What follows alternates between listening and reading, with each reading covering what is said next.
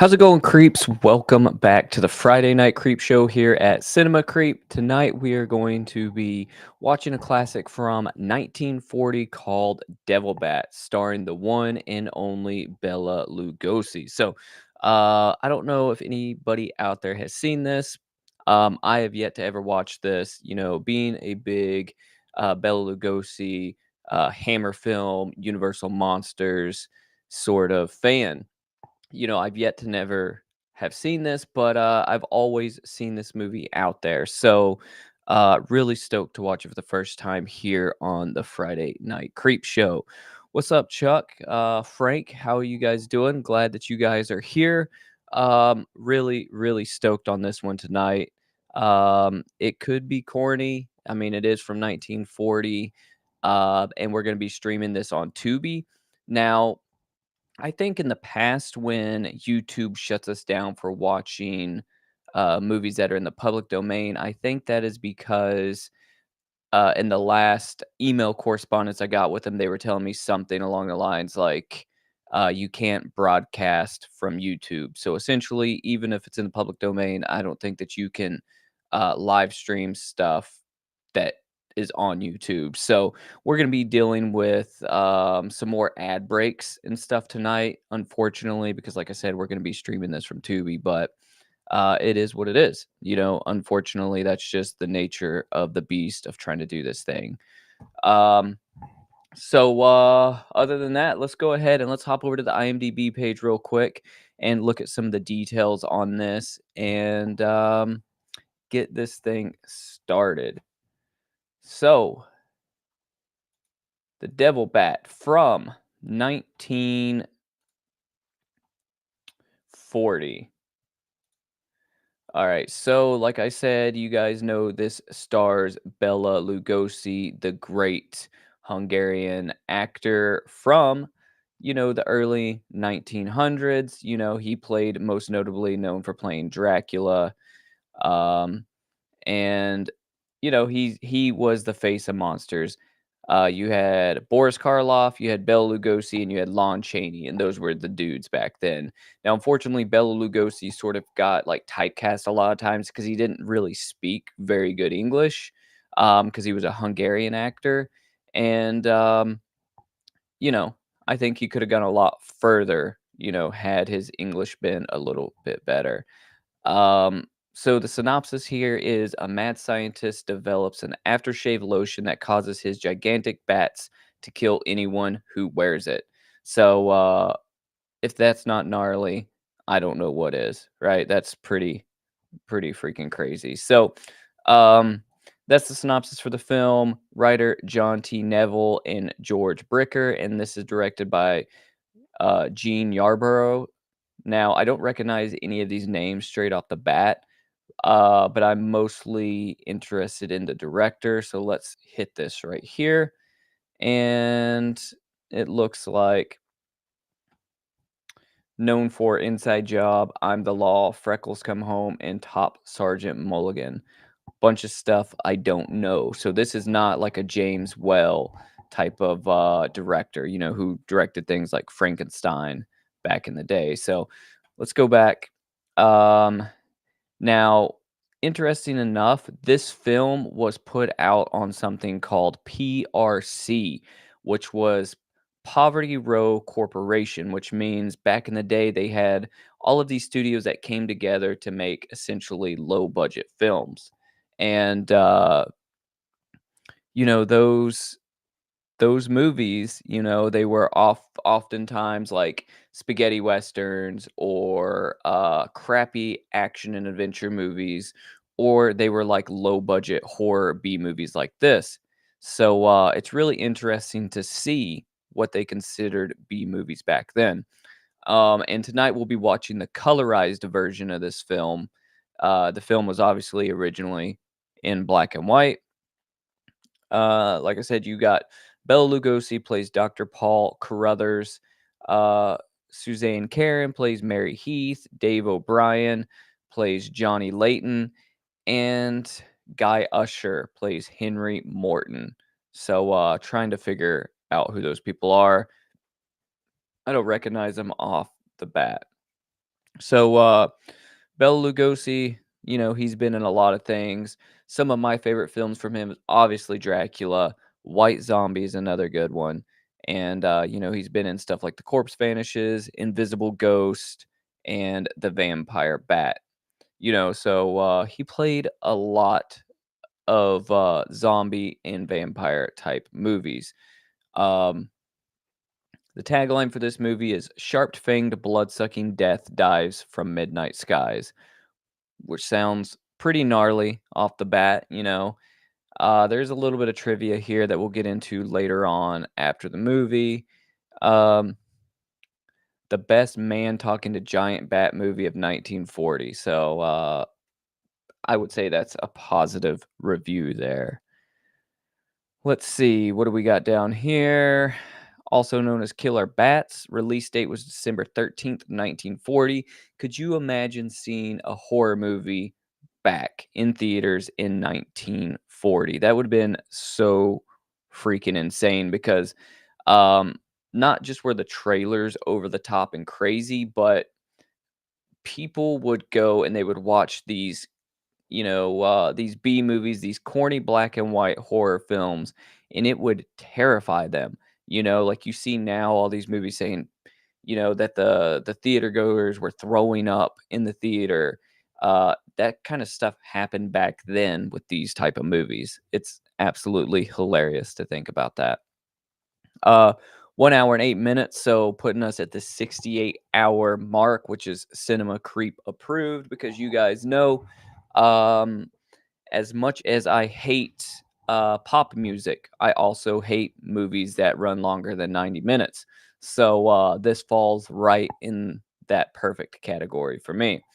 Um, Other than that, I think that's pretty much all I've got to say about it. And let's crank this one up, get it going. If you guys got some snacks, let me show you what I'm working with tonight. So I feel like this is something that we do every time we go to stream. So I've got coffee in the Cinema Creep coffee mug here.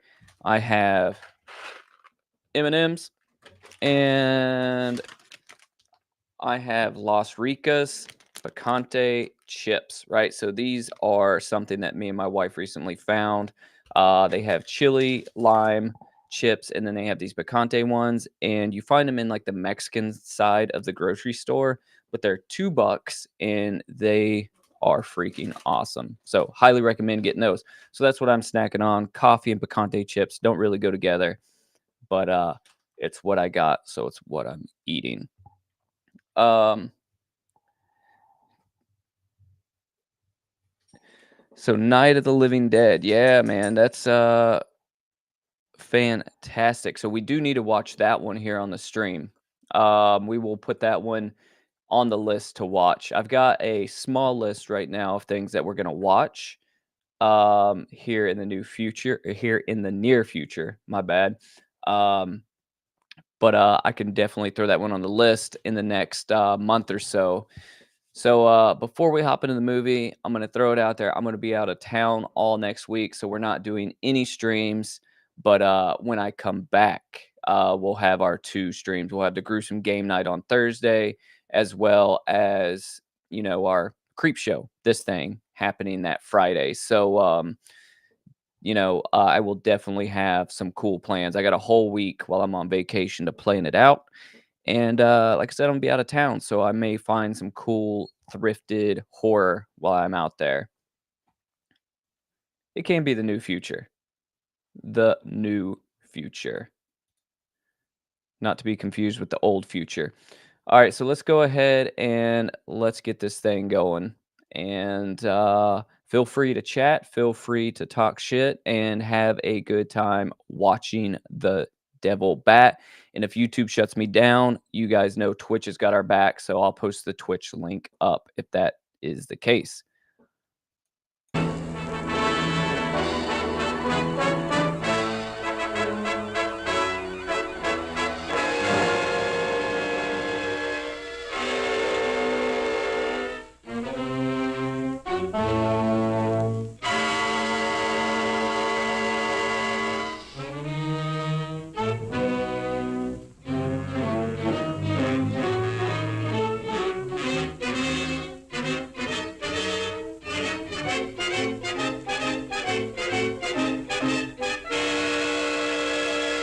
You're gonna love these old scores.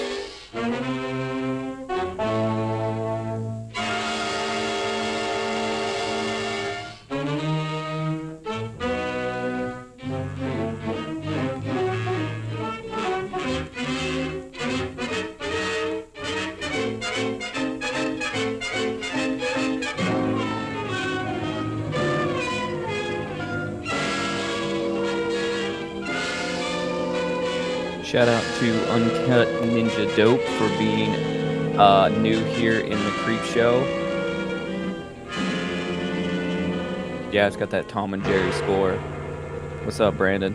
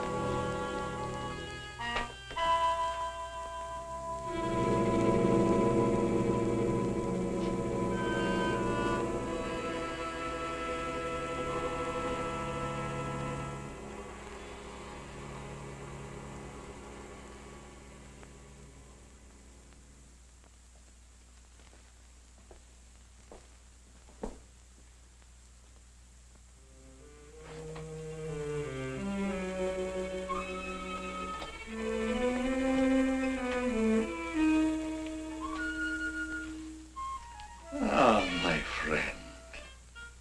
Our theory of glandular stimulation through electrical impulses was correct. A few days ago, you were as small as your companion. And now look at you.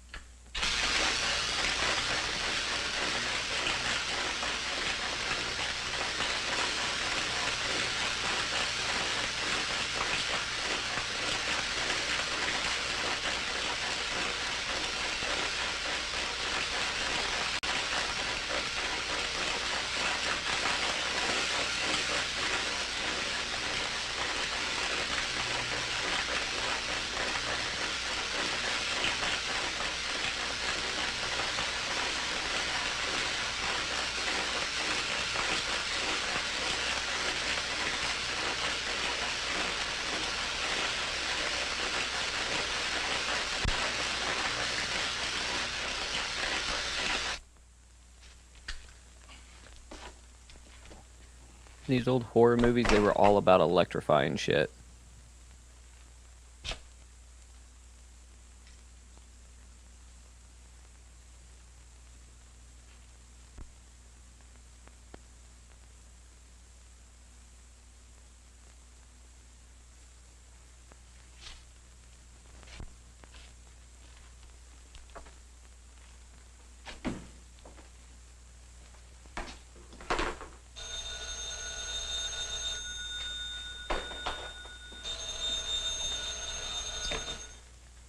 Hello. This is Dr. Carruthers speaking. Yeah, this is Heath. Henry Morton and I are having a little get-together at my home tonight. We want you to come. Why, that's nice of you, and I appreciate it. But I'm very busy working on a formula for a new shaving lotion. Oh, but Doc, this is my daughter's idea. And she's going to be awfully disappointed if you don't show up. Don't take no for an answer. Make him come. Yeah, you see, it's a sort of a special occasion. I bet Mary is going to announce her engagement to that young rascal, Don Morton. Tell her I'll be there. Goodbye. Well, it's all arranged. He's coming. He's going to be surprised when he finds the special occasion that's to present him with this bonus check. $5,000.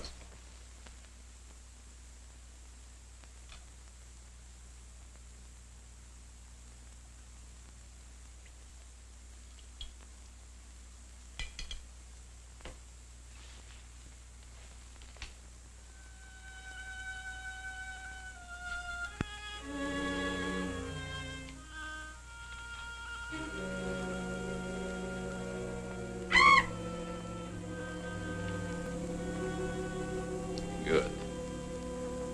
You have not forgotten. You hate this strange oriental fragrance even while you sleep. Just as you did before I made you big and strong. Now, if you detect the fragrance in the night, when you're fully awake, you will strike.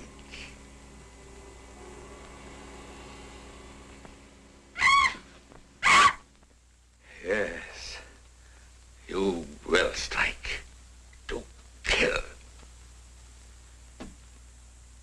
Well, Doc's late. Wonder if he's been called out on a case. Perhaps I'd better phone him.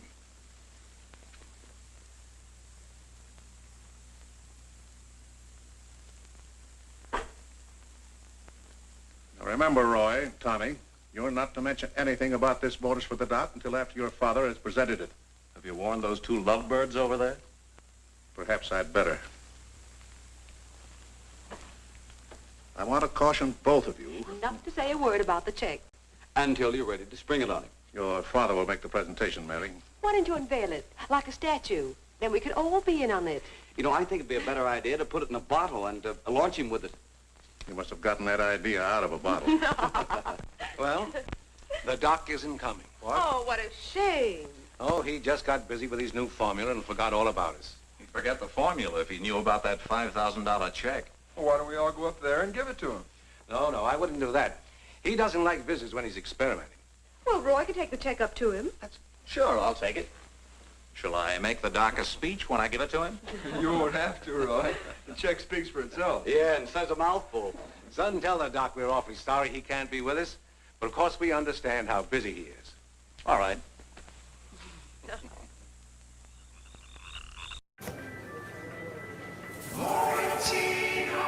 Yeah, so pardon the ads. Like I said, this is just unfortunately a part of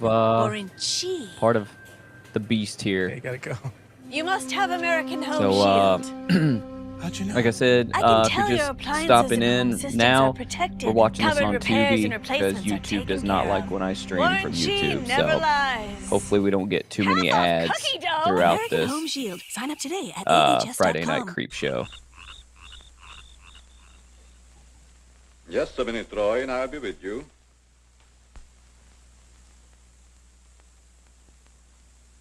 That's it, all right.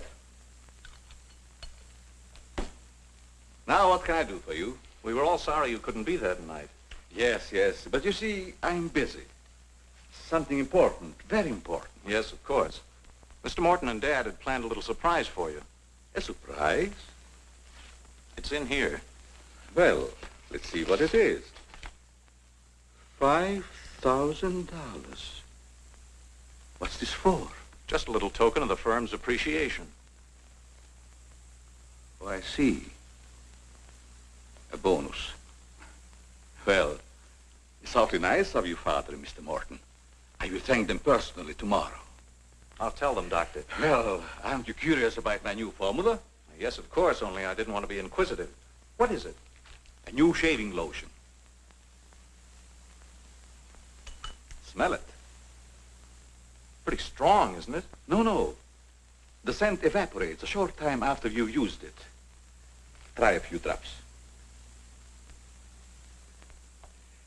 Now rub it on the tender part of your neck.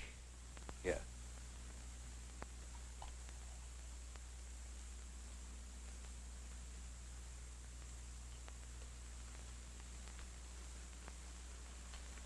Soothing, isn't it?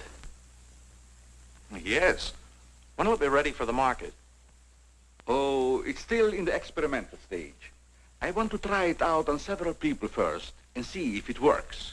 Well, if you'd like to send me a bottle, I'll be glad to try it for you. Thanks.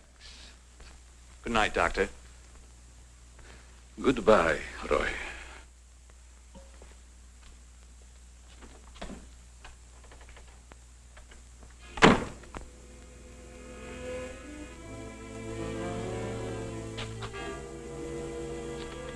Lovely check, isn't it, Doctor? They are wealthy because of you. You made them rich, Doctor. It was your formula. Tonight they gave you $5,000 and wanted you to come down to their house and thank them for it. That was your money they gave you, like a bone tossed to a faithful dog.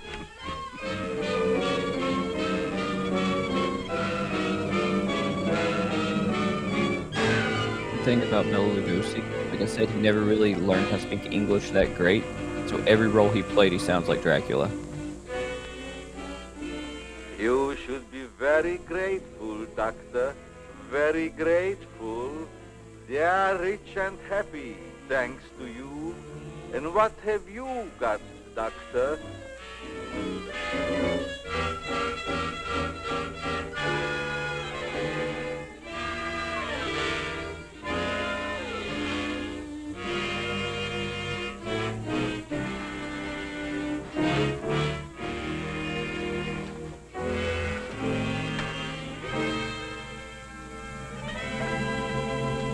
Tonight you have work to do.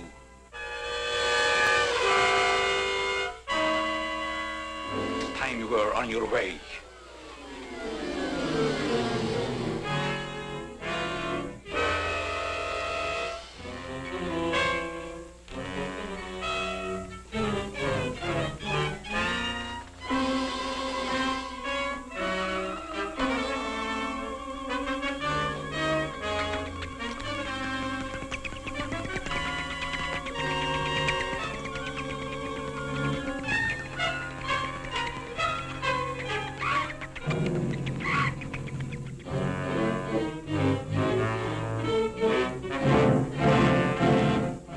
Tonight's a good time while our families are here to announce our engagement.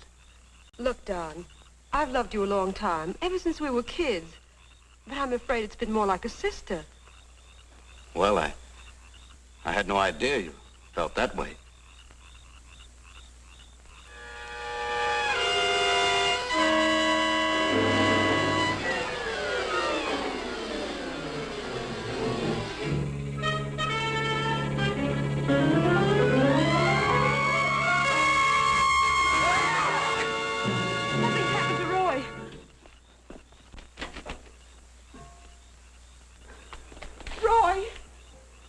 I better call Dr. Carruthers. Oh, please, hurry. There's nothing I can do. You mean he's dead? Yes, I better call the coroner. You think it's murder? I don't know. I never saw anything like it before. The jugular vein is severed.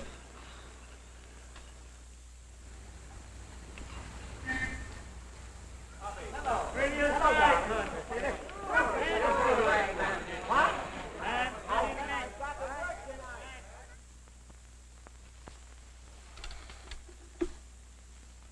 Send Johnny Layton in here.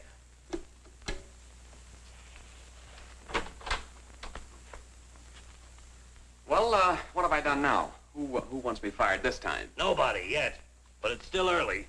This came in from Heathville. It's a mystery killing. Old Martin Heath's son. Who's Martin Heath? Who's Martin Heath? Say, have you ever had a date with a girl? A girl? Oh, yes, a girl. I believe I did take a girl out once. Well, did she smell sweet? Of course she smells sweet. Most girls do. Well, that's because of Martin Heath Cosmetics Limited. They make all that goo that the women put on their faces so they won't have to wash them with soap and water. I get it. A big man, huh? Yes, and a big advertising account. Grab yourself a photographer and get along over there to Heathville. The coroner's holding an inquest. Find out who really killed old man Heath's son. Okay, McGinty, I'm on my way.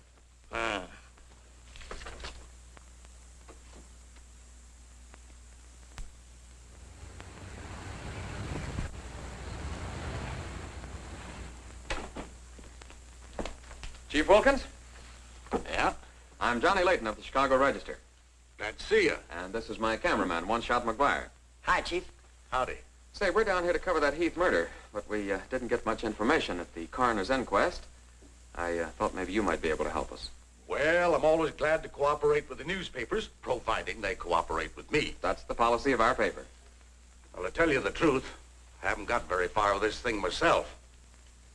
Oh, here's something that might interest you. It's a picture of the victim's wounds. You'll be able to see it better with this glass. Are these scratches on the neck and shoulders? Yes, but we can't determine the source. They're too deep for fingernails, too shallow to have been made by a knife. They're more like claws. That sort of bears out Dr. Crothers' theory at the inquest of a wild animal. Have there been any circuses around here lately? No. Heard of any animal escaping from a zoo? No. Couldn't have been one of those African leopard men. They use steel claws. This isn't Africa. Okay, Chief, I was just trying to help. Chief, are you sure there's no clue you're holding back while investigating? Well, since you're going to work with me on this case, there is a clue, and a very weird one. The autopsy surgeon says that such wounds could have been made by the beak and talons of a bird. A bird? Why, there aren't any birds around here big enough to attack a man. How about an eagle? We know it wasn't a bird. How do you know that? Because we found several hairs on the shoulder of Heath's coat. Ah, cherchez la femme. They're not human hairs. What kind are they? Well, it may sound silly, but the laboratory test shows that they were from a mouse. Well, who ever heard of a mouse big enough to kill a man? Say, a bat has hair like a mouse. Well, the only bats around here are no bigger than sparrows. There was a peculiar odor about the wounds, but they were so faint and elusive that the police chemists have been unable to identify it. Then it does give us something to work on. Well, if the scent was a clue, it's been destroyed by evaporation.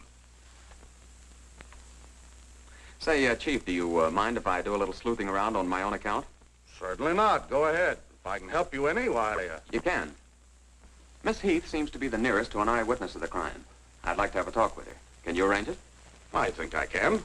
Well, Dr. Crothers refused to let her speak to us. We tried that this morning at the inquest. Well, don't you worry about Dr. Carruthers. He's one of the finest men in Heathville.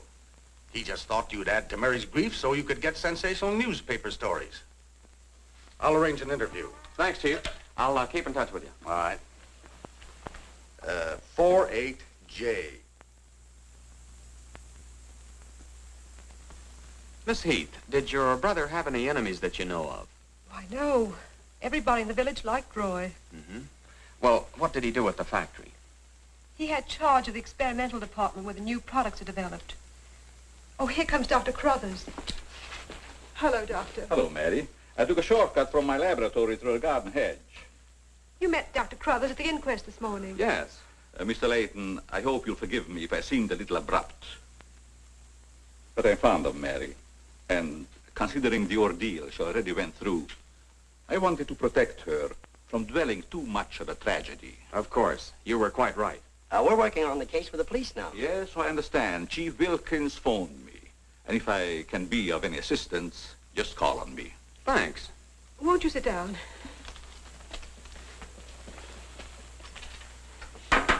Shall I serve, mademoiselle? No, Maxine, I'll do it. You may go now. Oui, mademoiselle. Do you take sugar, Mr. McGuire? Huh? Oh, no, ma'am, never. In fact, I don't even take tea. If you'll just deal me out, I'll take a look around. I may dig up a clue.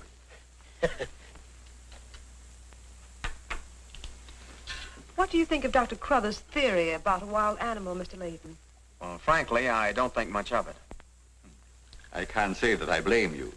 But I, as a scientist, take many things into consideration a layman might overlook. For instance? The jagged nature of the wound, the rapidity with which the murderer escaped, the scratches from talons or claws. But when an animal attacks a human, there's bound to be a lot of noise. You heard Miss Heath testify there was no sound of a struggle. No. Only those awful screams. It's very puzzling, very mystifying. Doctor, when you last saw Roy, did he seem worried or nervous or moody? No, not at all. On the contrary. He was in the best of spirits. Well, I've got to get back to the village now and file my story. You'll excuse me?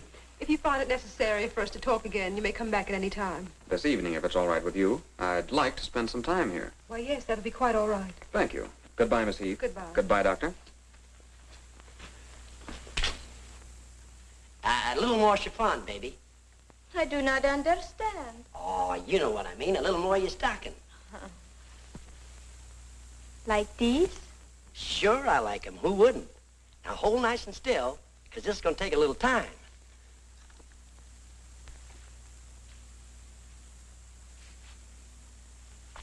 Well, if you're going to shoot, shoot. Right away, Johnny. I was just trying to get the focus. Mm-hmm. I got it. And not bad, either. I'll be back in a minute, Frenchie. And don't worry none about those werewolves, because nothing's going to harm you while I'm around here. You make Maxine feel so calm. My big, brave journalist.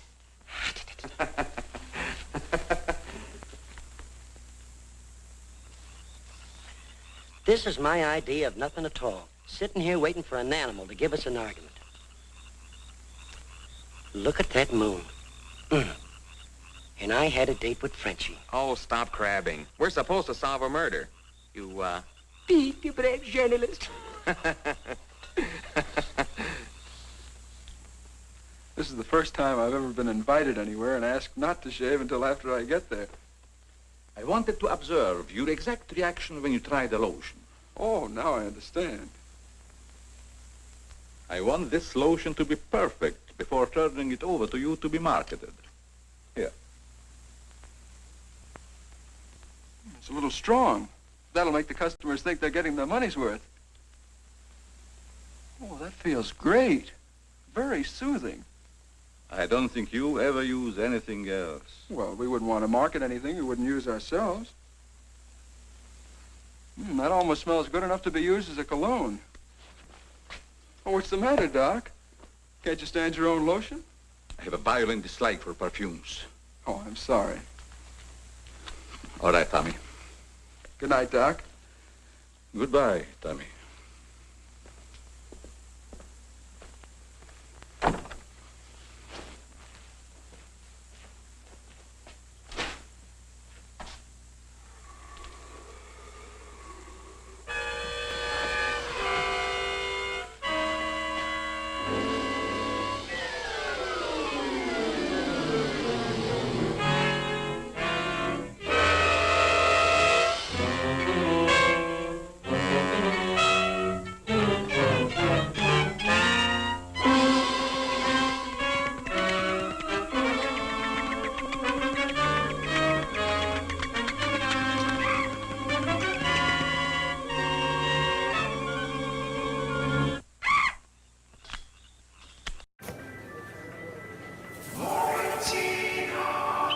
All right, so commercial break.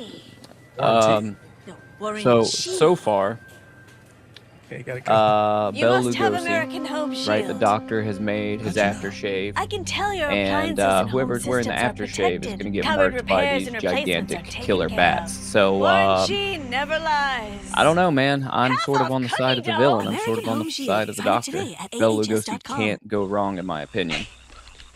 What's that? Where? Over there, something's moving.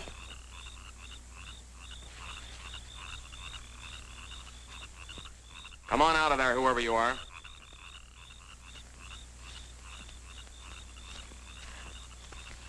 What are you doing out here, Miss Heath? I thought you might want some company. Shall we sit down? You know, you shouldn't be wandering around in the garden at night after what's happened. Neither should you. Well, but it's part of my job. Mine, too. Roy was my brother. Be careful, I think it's Tommy. Hello, Tommy. Hello, everybody. Hello, Tommy. darling. What's up, sis? Mr. Layton wanted to stay in the garden for a while, so I joined him. Don't tell me you're waiting for that animal Dr. Carruthers mentioned. So you don't believe it either? I certainly do not. It's ridiculous. But somebody or something killed your brother. And I suppose you're working on the theory that the murderer always returns to the scene of the crime. Perhaps I am. Well, not for me. If you'll take my advice, Mary, you'll leave these gentlemen to their vigil and go to bed. That's what I'm going to do. Good night. Good night, Tommy.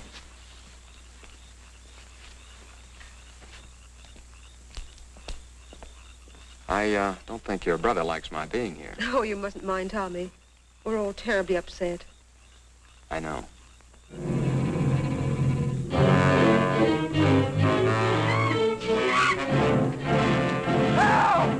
Tommy! Come on.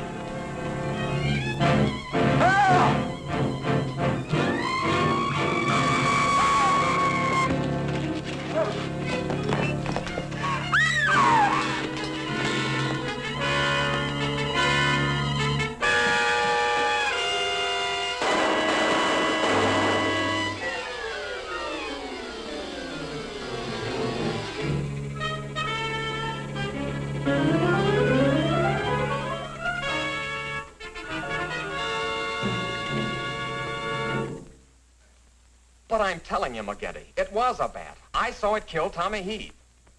Listen, Johnny, I want you and One Shot to come on home or I'll fire both of you. I'm not coming home, and neither is One Shot. I'm keeping him here to get a picture of the devil bat. Say, that'll look great in the headlines. Devil bat strikes again. Listen, don't tell me it had horns. Maybe I better send a wagon with the steel bars and the strong boys with the straitjackets.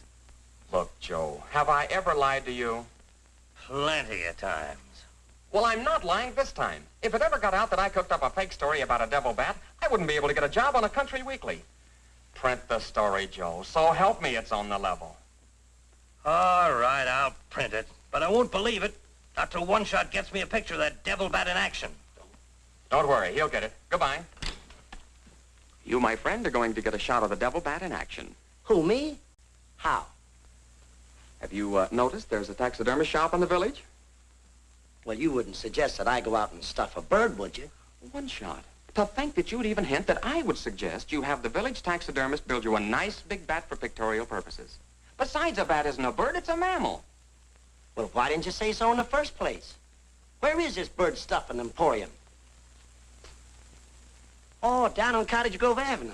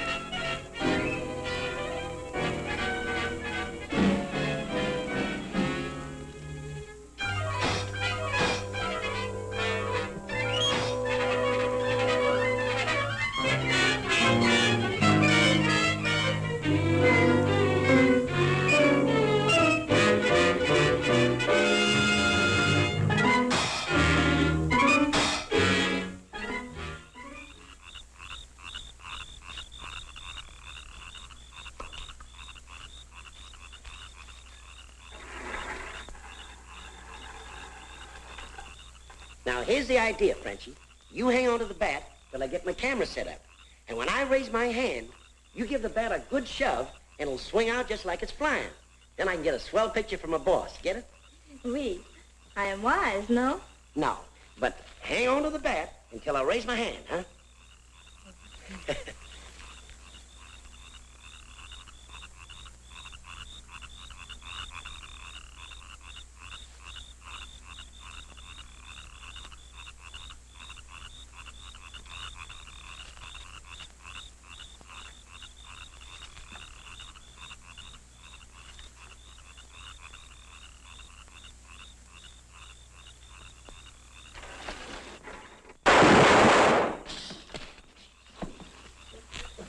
Sherry, are you hurt? Say, what's the idea of breaking up my devil bat? I'm going to make you pay for that. And I'm going to take you to jail until you explain this. Come on. You can't do this to me. I'm doing it. I was just conducting a little experiment, trying to find out how the devil bat does his killing. I'm sure McGuire didn't intend doing anything wrong. He's just a little overzealous about his work.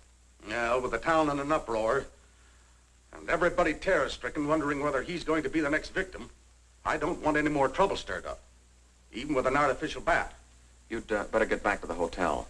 I want to talk to the chief alone. Is it all right, Chief? Yeah, but be careful in the future. Ever smelled anything like this before?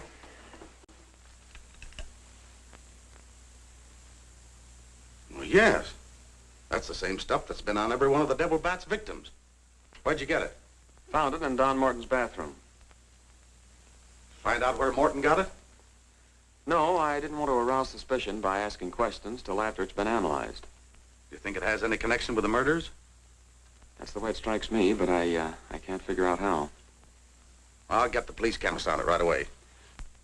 I'll snoop around, see if I can find out where Morton got it. Well, it probably came from down at the Heath Cosmetic plant. I've men working on a theory of a disgruntled factory employee committing the crimes. It's certainly more than coincidental that all the victims have been members of the Heath and Morton families. Yeah. Looks like a plot to wipe them all out. I wish the rest of them would leave town until this crime is solved. You're worried about Mary, aren't you? Well, yes. I've been urging her to leave, but she won't go without her father. And he insists on remaining here to help clear up the crime. And worse than that, neither Heath nor Morton will let me give them a bodyguard. I guess we'll just have to wait for something to break. Good night, Chief. Good night, Johnny.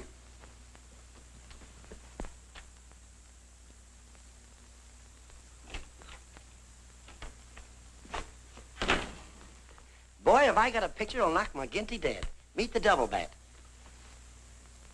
Well, how about that wire? Looks as if the bat's on a flying trapeze. Oh, but I'm not through working on it yet. See, I can touch this picture up so the bat will look like he's got nothing around him but nothing. Okay, Rembrandt. You win.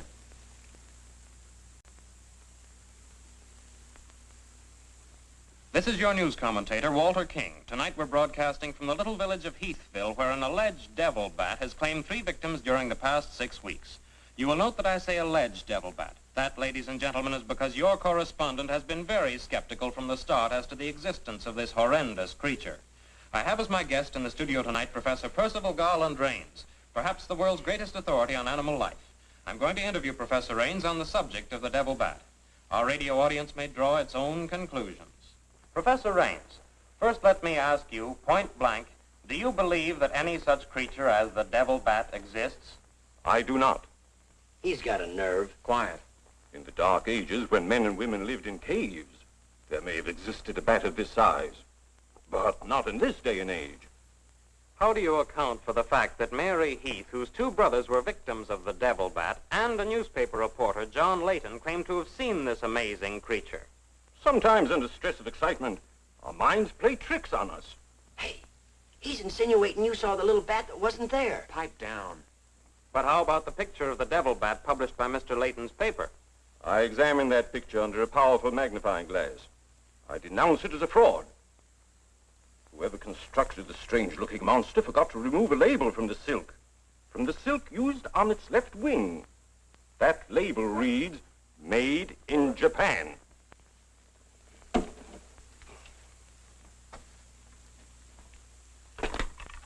Put through a hurry call to Heathville. I want to talk to Johnny Layton. He's at the Heathville Hotel.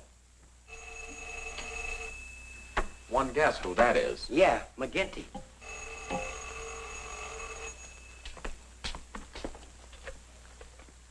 Go ahead, pour it on. So you slipped over a fake picture on me, huh? Well, you're fired, both of you. And I'll see to it that you never work on another newspaper as long as I live. Made in Japan. You tell One-Shot McGuire he ought to be snapping photos in a booby hatch. Both of you, come on in and get your final checks.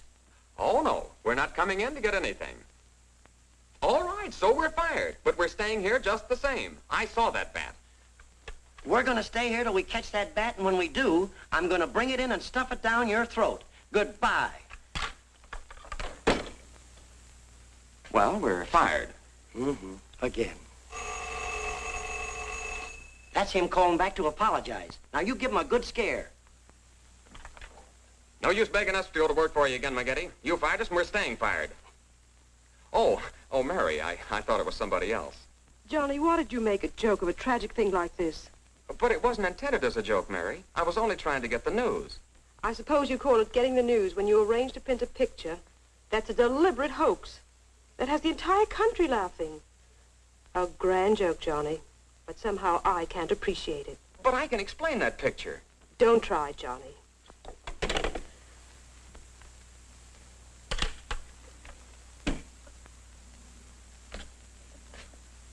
Made in Japan.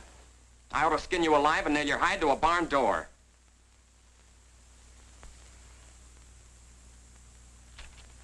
Here's the chemist report on that shaving lotion. I see you couldn't break down one of the ingredients. Yes, he said it must be some element with which he's not familiar. We won't get anywhere until we identify it. There's just one other man in this town that might be able to help us. Dr. Carruthers. Yeah, Carruthers could help us.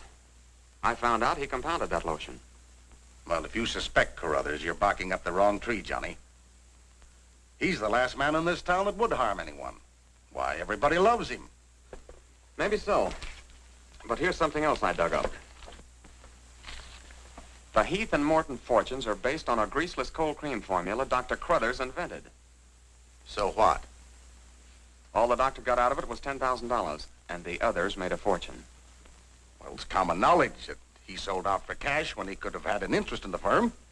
Just the same, every victim had this stuff from his laboratory on him. Maybe you've been working too hard on this case, Johnny. I'd like to get his reaction on the stuff. If he denies knowing anything about it, we'll know there's a tie-up somewhere.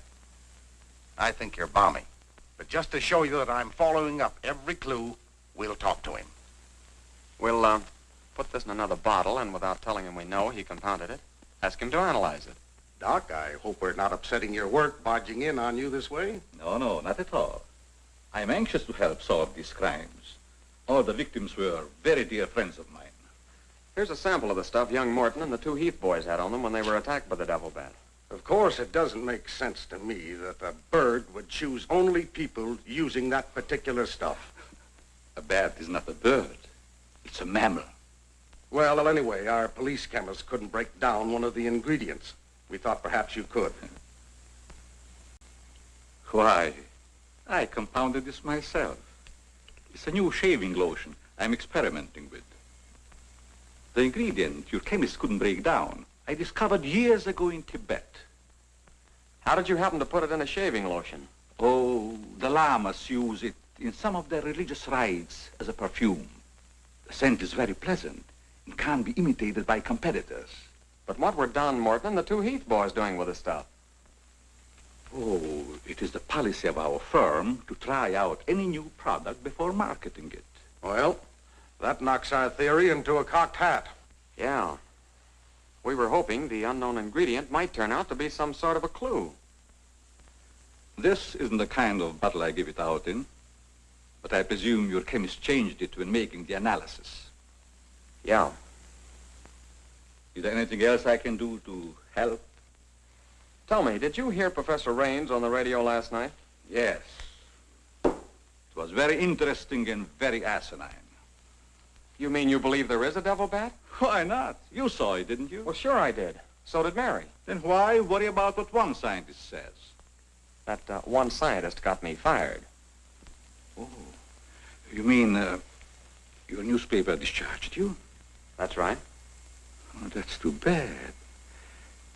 Then you're believing Heathville before the mystery is solved. I'm afraid not. I'm going to stay here and work with the chief.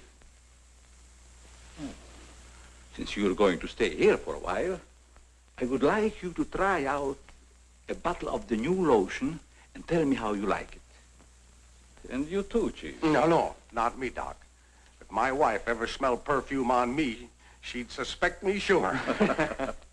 Well, Mr. Layton, I understand you are not married. All right, I'll try it in the morning when I shave. I guess we better be going, Chief. See you later, Doc. So long, Dr. Crothers. Goodbye, Mr. Layton.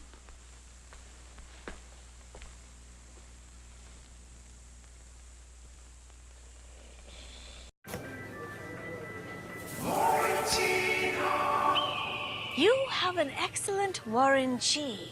Warranty? All right, so another commercial break real quick. If you're just tuning in, like I said, we're watching this You on must have Tubi, American so Home Shield. it's really the best way to stream some of these I can tell your movies appliances and home without systems YouTube are shutting me down, it protected. seems. Covered repairs and So replacements luckily are these taken ads care of. aren't very Warranty long. never So far, Half off this cookie dough. American Home Shield. this Find it movie today is at it's AHS.com. kind of interesting. Over I'm 13 into million it. Americans were Like I said, I affected by haven't seen this one identity theft in before. 2022, and the Huge threats Bela are more Lugosi than fan. you realize. If And you're a victim of identity theft, LifeLock works to fix it on your behalf. I'm backed going to by give the my $1 million rating at the protection end of package. the film. So if Enroll you guys now. will, think about what your rating's going to be and put it in the chat. What's the matter? What's the matter? Does that smelly shaving lotion put you to sleep? Oh, why'd you tell the doc you're going to use it if you think it's smelly? Oh, I don't know. I guess I was a little ashamed of ever suspecting the old duck. Well, I like it, and I'm going to tell him so. What time is it? After midnight. Midnight? Oh, there ain't no use of waiting around here any longer. This must be the bat's night off.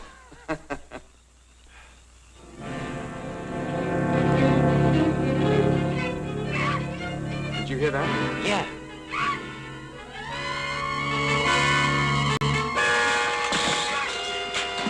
Get that camera ready.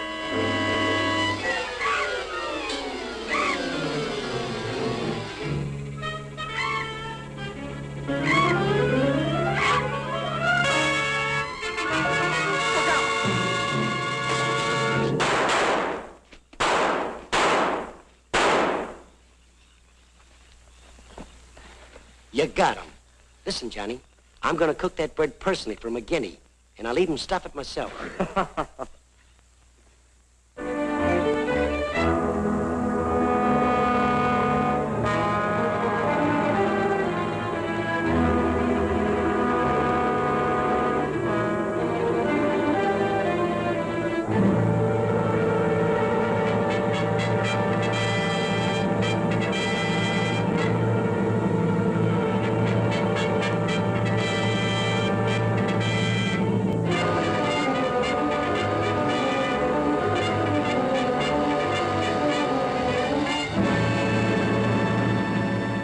Still skeptical when I came to Heathville today to examine the body of this so-called devil bat.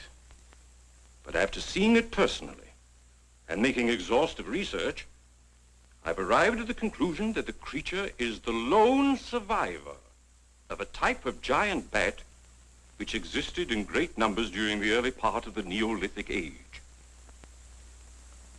Perhaps I should explain for the benefit of some of our listeners that the Neolithic age is that period of antiquity commonly called the Stone Age. Imbecile, bombastic ignoramus.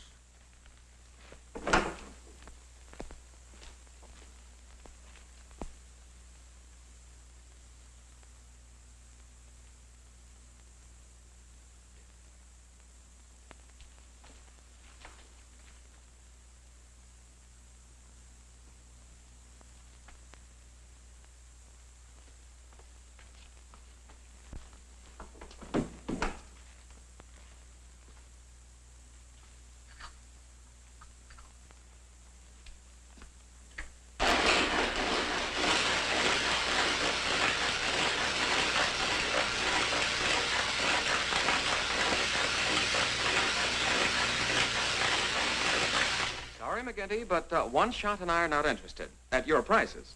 Of course, if there was a raise of, say, $30 plus a fat bonus, we might consider it. You're hold-up men, both of you. I refuse to be robbed. Have it your way, McGinty. Have it your way. But we have the bat's corpus delicti and the exclusive picture. Of course, I've got an eyewitness story that 2 syndicates are bidding for. And don't forget, you got to pay us for the time we were fired. That's better. Now you're talking, boss. Okay, we're working for you again. We'll gather up the loose ends and see you in a couple of days. Goodbye. Come in. Hello, Johnny. Well, Mary. Johnny, I came to tell you that I'm sorry I said what I did the last time we talked. Do you suppose... well, I don't know how to say it, but... I do. Miss Heath, do you suppose that little French girl would apologize to me if I looked her up? Well, I'm positive she would.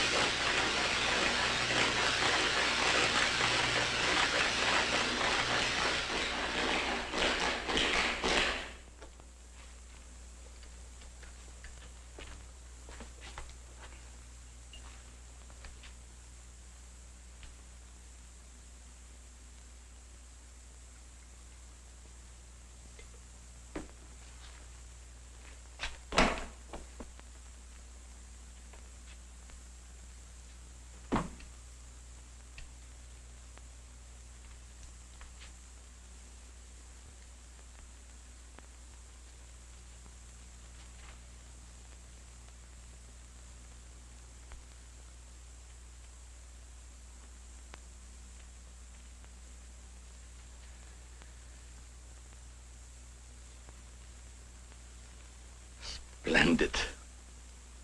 You will be even greater than your unfortunate predecessor.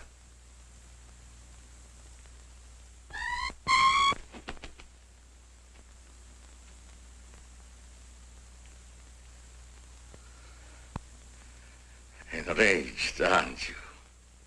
Fine. I'm enraged also. Tonight I shall call on Henry Morton, and you shall strike him down.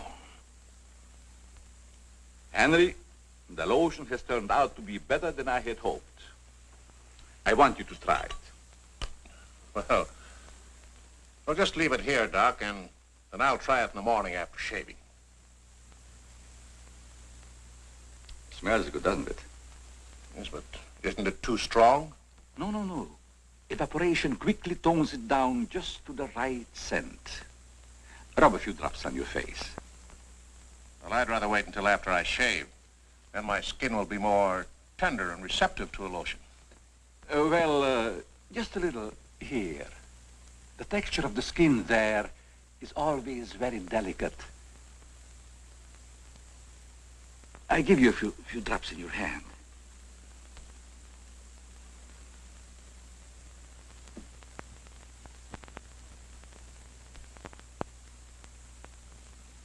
I hope you're right about that scent evaporating quickly. I smell the high heavens. Perhaps that will be the secret of its success. Well, you can never tell what's going to happen in this business. You can believe me, Henry. You don't have to worry. Yes, I can believe that, Doc. All of your formulas have been highly successful. Oh, I've been going over the report of the company's annual earnings. A net profit of over $1 million. Not bad, eh? When you remember what we built on. A mere $10,000 for your formula. You shouldn't have demanded all cash, Doc. You should have ridden along with us. Then you'd be rich, too. Oh, but then you've had a lot of fun in your laboratory with your experiments, dreaming up something new. You're a dreamer, Doc. Too much money is bad for dreamers. So you try to pay me in flattery, telling me that I'm a dreamer. Well, I do dream. Dreams that you could never guess. Your nerves are frayed, Doc. Now calm down. Get a grip on yourself. You've been working too hard on your formula. Formula. That's but child's play for a great scientist. Your brain is too feeble to conceive what I have accomplished in the realm of science. Doc, you've made some great scientific discovery. What is it? When you'll find out, Henry, it'll be too late for you. Oh, come, Doc. You can't pretend to control a man's destiny. I've already proved it 3 times.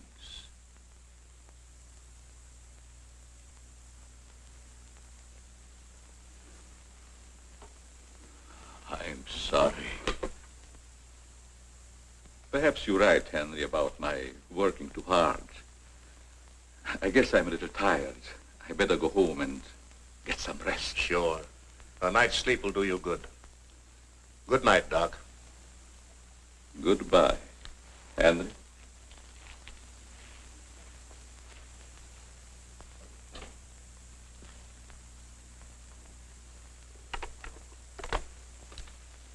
.36J. Hello? Oh, that's you, Martin? Yes, Henry. I want you to call Chief of Police Wilkins to come to your house immediately. It's very important. Chief's here now. Well, don't let him leave until I get there. What on earth's happened? I think I've got a clue to all those murders. It may peter out, but if half what I suspect is true, it's the most diabolical plot that a madman ever concocted. What is it? Talk about the absent-minded professor. I forgot my hat. Henry, what is it? I'll tell you all about it when I get there. I hope I didn't intrude on a private conversation. No, nothing important.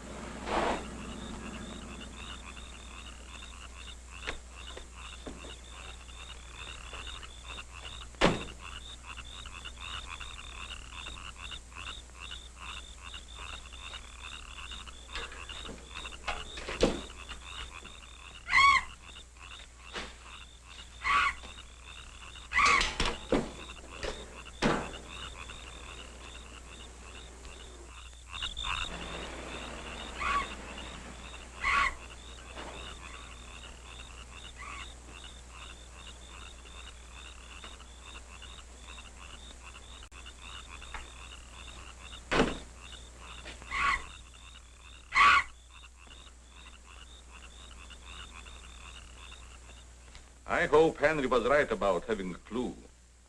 But why didn't he explain more about it when he phoned? When I insisted, he changed his tone as if he'd been interrupted. I was afraid that he might be overheard.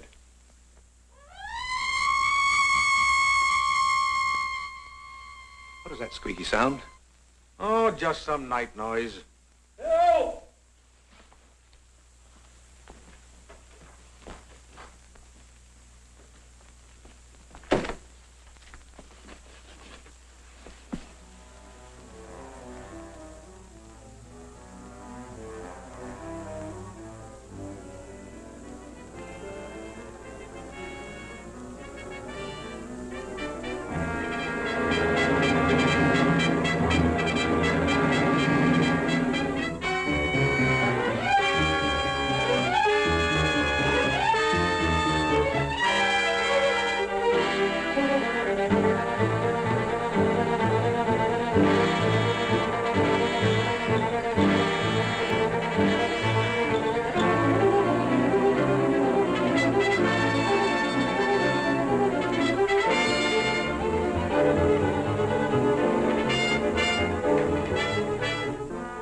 Hey, Joe. You come here often? Yes, waiting for my pills. High blood pressure and cholesterol. So I have to say, That'll cost you. During this commercial break, one of my favorite things about this movie so far is the screaming of the bat. At first, I thought it was the people screaming, but the fact that they have the bat screaming like that is hilarious. I feel much better, Mr. Heath, since you asked us to stay in your home until this new devil bat has been killed. I've been worried about Mary. What reason have you to believe that Mary is in danger? Only this. I'm convinced that someone is using the bat to wipe out the entire Heath and Morton families. As a scientist, I assure you, the thought of a human controlling a bat is fantastic. Just the same, no villager's been killed or even attacked. You're forgetting, aren't you, that Mr. McGuire was attacked. He's not a member of either family. Why, I'm practically a member of this family already. I'm going to marry Miss Heath's maid.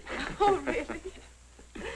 Well, boys, I'll have Maxine show you to your rooms. I must be running along home. It's past my bedtime. Good night, gentlemen. Good night, Good night, Martin. Good night, Good Doc. night, Doctor. Goodbye, Mary. Come along.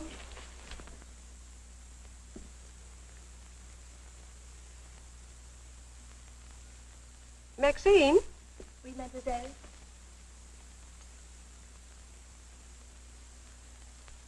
Did you fill my perfume bottles with something new? Oh, no, mademoiselle. I never touch your perfume. It's funny. I don't recognize it. Perhaps Dad filled them as a surprise. He always does that with every new perfume the plant puts out. Is there anything else? No, Maxine, that's all. Good night. Good night, mademoiselle.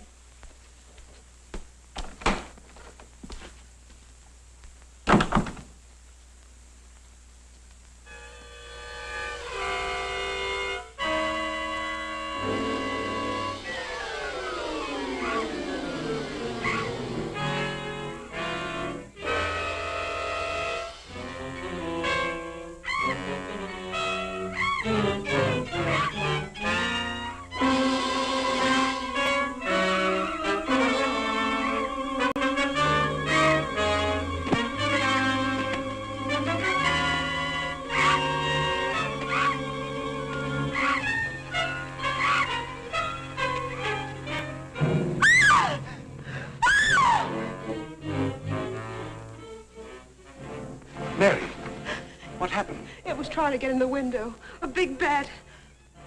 Oh, it was awful.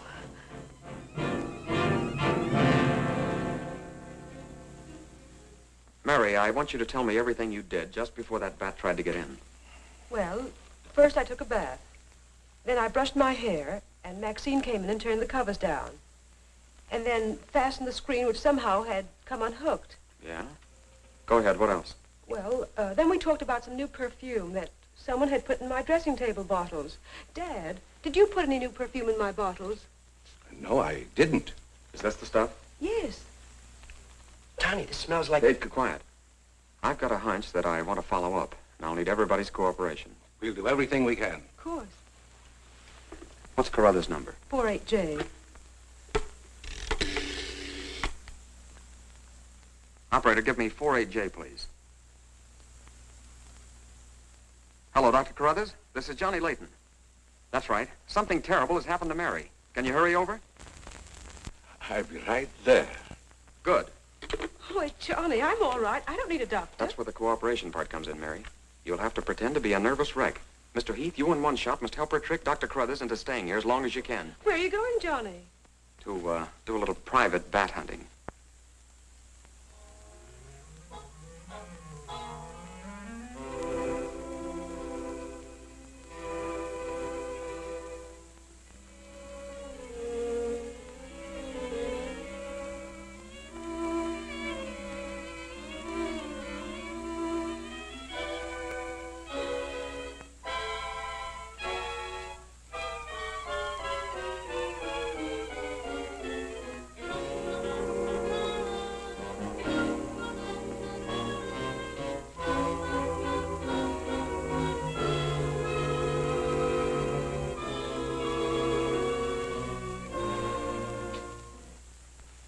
The devil bat tried to get through that window. If she's suffering from fright, I give her a sedative.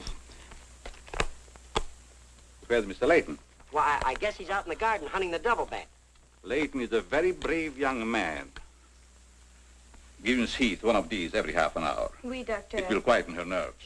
But, Doc, hadn't you better stay until she's quieter? She'll be all right in the morning. Hey, Doc, I don't feel so good myself. Would you mind taking my temperature?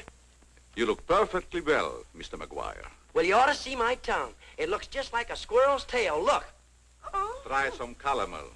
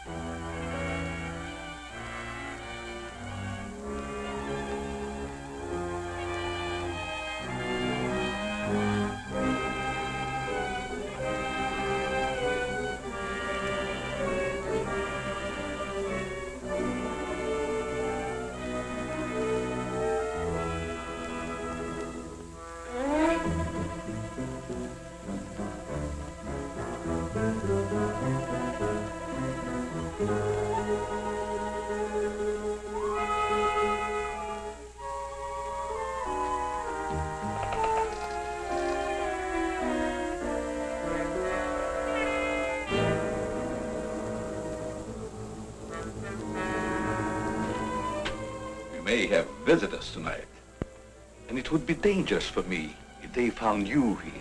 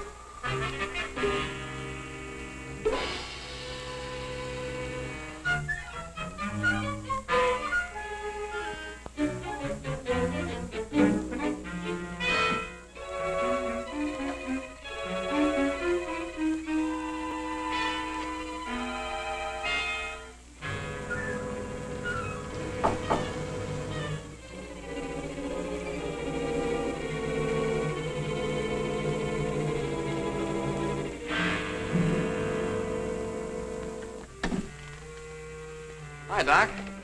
I hope I'm not intruding. No, not at all. I heard you were out stalking the devil bat. Any success? No, but I thought maybe you might be able to help me. Well, I don't see how that's possible, but if you can suggest anything... Well, you could give me some more of that new concoction of yours, that shaving lotion. But how on earth could that possibly help catch the devil bat? I've still got a crazy idea that if I douse myself with it, it might attract the killer.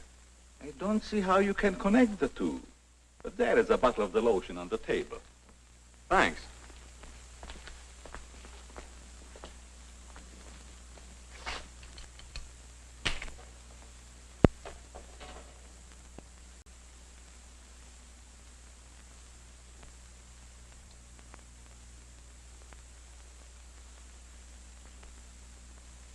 You see, Doc, I figured out something. All four of the murdered people had this lotion on them when the devil bat struck. Now, my plan is to sit in the garden, and when the killer makes one of those power dives, I'll blast him. Layton, I'm afraid all these murders have affected your mind. Maybe you'd like to come along, Doc, and be an eyewitness. I'm sure it would be just a waste of time, but I'd be glad to watch your experiment. Good. I knew I could count on you to help me.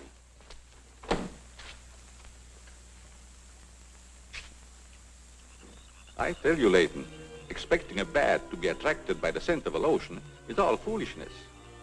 I think I better run around. Ah, sit down, Doc. The devil bat's behind schedule tonight.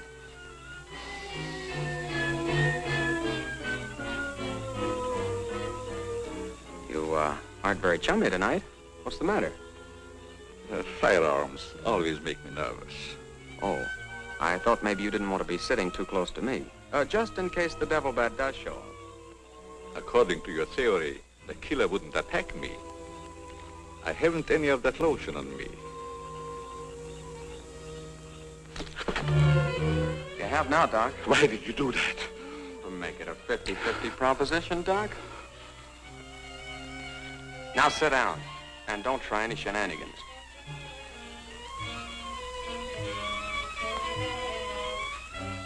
Not so funny when it's your own jugular vein that's in danger. Is it, Doc?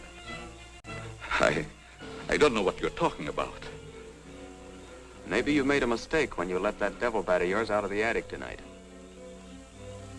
Don't worry about the bat killing you. I'm saving you for the hangman.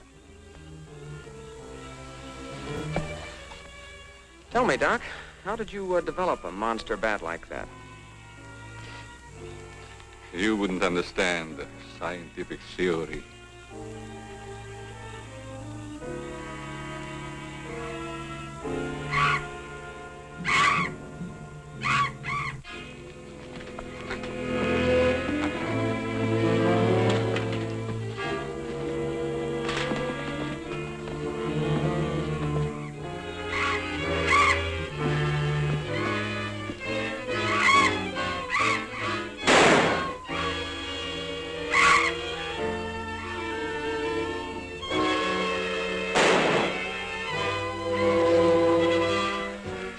Chief. What are you doing out here? Young fellow, don't think that you're the only man working on this case. And it was lucky I was here, too. Thanks. Did you kill the devil bat? No, he got away. Well, here's one bird that didn't get away, and he's the murderer we've both been looking for. Quick, shoot it!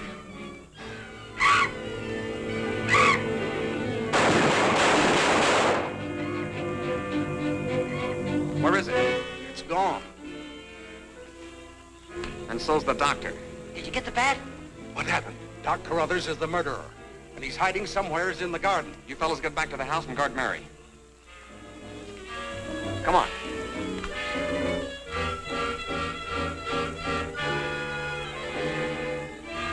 Doctor! Dr. Carruthers! Doctor! Has anything happened to Johnny? Is he hurt? They took him up to my place. You better come along with me.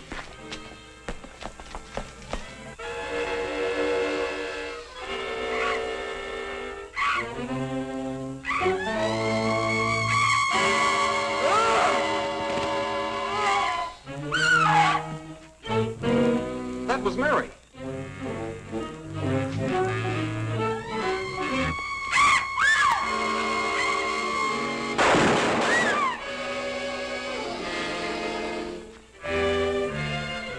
Are you all right, Mary? Go help Dr. Carruthers. He's over there. That devil bat belonged to the doctor, Mary. He created it to commit those murders. Well, it's too late to help the doc.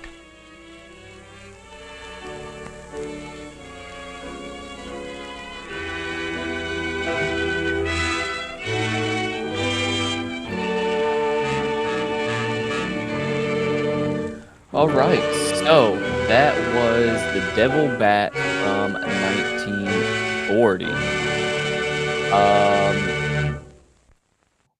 Thoughts? What are you guys' thoughts on The Devil Bat?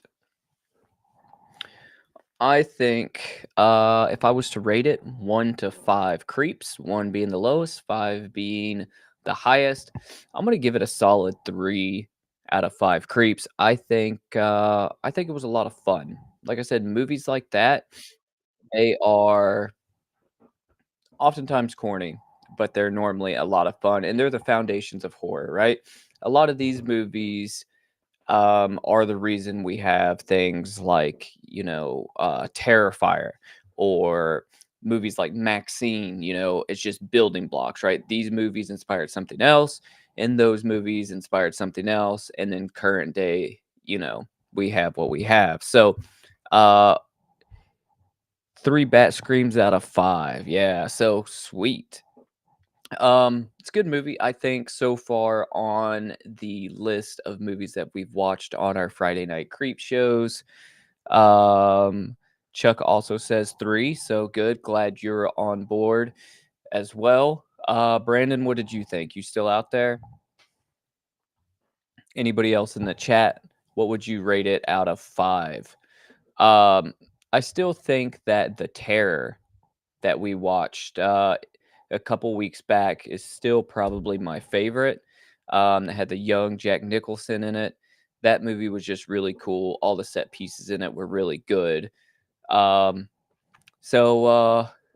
I guess as we're getting any more ratings in here, let's hop over to the IMDb page and see what kind of info that we can find on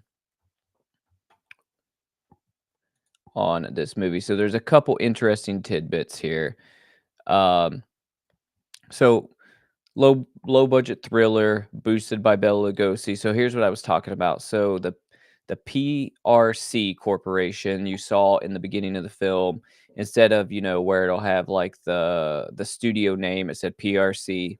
Like I said, it stands for Poverty Row Producers Releasing Corporation. Pretty interesting. I looked into this a little bit, and some interesting information in there. I would definitely um look into it if you're interested in movies and these old school like movie studios, because it's pretty interesting. Like I said, they made B movies, spaghetti westerns, action adventure movies, and horror B movies. And this is one of the best ones because Bela Lugosi was a huge name in horror theater back then. And when he was in this movie, obviously it shot this movie through the roof. So it makes me wonder if he did this as a favor to somebody. Now, there apparently is a sequel. You can see right here, Devil Bat's Daughter in 1946. So if this is in the public domain, we need to watch this at some point. And a virtual shot by shot remake, The Flying Serpent, also in 1946. So, like I said before, this is in the public domain, so you can stream, play this wherever. And shout out to YouTube for not shutting us down tonight. Like I said, I think it has to do with not streaming movies on YouTube. His role as editor Joe McGinty provided what is now the most famous credited on-screen role for Arthur Q. Bryan. His voice sounds familiar because he was the original voice of Elmer Fudd for Warner Brothers. So I'm not sure what role they're talking about. Editor Joe McGinty, I guess. I'm trying to think what guy he was. Anyways, somebody in that movie did the original voice for Elmer Fudd. So kind of interesting. The Screaming Sheep video. Yeah, it sounds like a screaming sheep. Yeah, Chuck said French Maid. He would have given it a 5. If this movie was made in the 70s, that would have definitely happened. Let me see. O'Brien was 28. Kerr was 49. Not really interesting here. Just there was a good age gap in between the detective and the photographer. So let's look at. Let's go back and let me see here.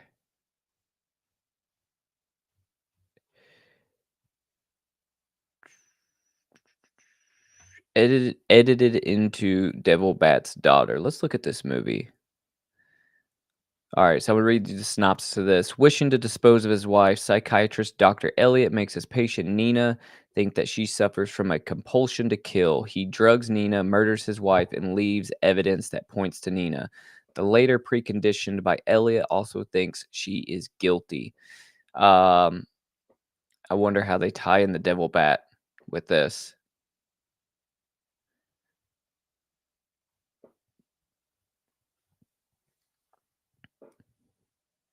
What they should have done is they should have made the main character of this like Dr. Carruthers' daughter. So Bela Lugosi's character's daughter. That probably would have made a lot more sense. I don't know if this is in the public domain or not. I'll have to look it up. 1 out of 4 stars. Dual sequel to a very enjoyable original. So maybe we don't want to watch it.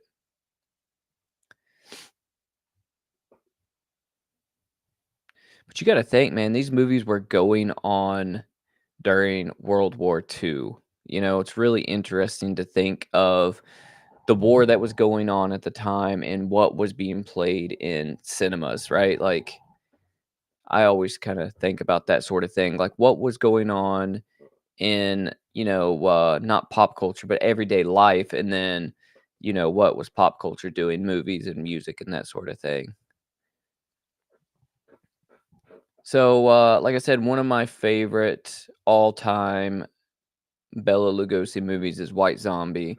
This is one that I was going to watch tonight, but I've seen it already, and I wanted to watch something I haven't seen, and that's why I chose The Devil Bat. So, this is on the list to watch, as well as I think Uncoat Ninja Dope said, "Hey, something about OG Night of the Living Dead." So I'll throw that in rotation as well, and I will also, um, throw in uh, House on Haunted Hill, White Zombie, and The Corpse Vanishes right here. I'm pretty sure that one's public domain. So there's a couple movies that I have planned for us to watch, as well as finding loopholes and ways around to watch some more exciting stuff from the 70s. So I'm working on it. So Frank asked, did he have a motive or was he killing people just for shits and giggles? And I honestly feel like he was killing people just for shits and giggles. Because I don't remember there being a motive.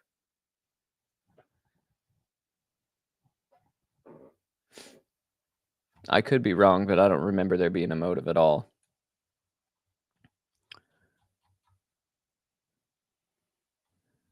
I wonder, John T. Neville. Let's see who the writer is and what else okay, so The Girl from Rio, A Million to One, The Flood, and Barefoot Boy. So this is an old school Hollywood writer here. The Devil Bat, 2017. What does this say? Not a remake. What is this?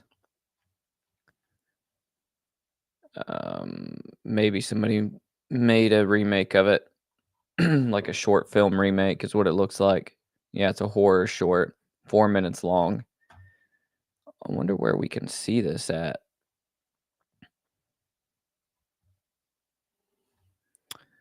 Let me see. This is only 4 minutes long. Maybe we can watch this. Let me see if YouTube has it.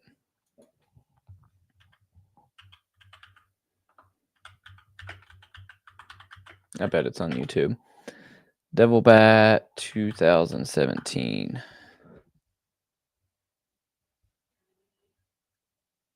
All right, put it in the chat. I think I found this. Put it in the chat if you want me to play this short film. It's probably going to be bad, but could be a gem. Yeah, millions of dollars is a good motive. Yeah, if you want to watch the short film from 2017, let me know in chat and we'll watch it. I found it on YouTube. It's only 4 minutes long. But in the meantime, let's go back and I want to look at some Bela Lugosi stuff.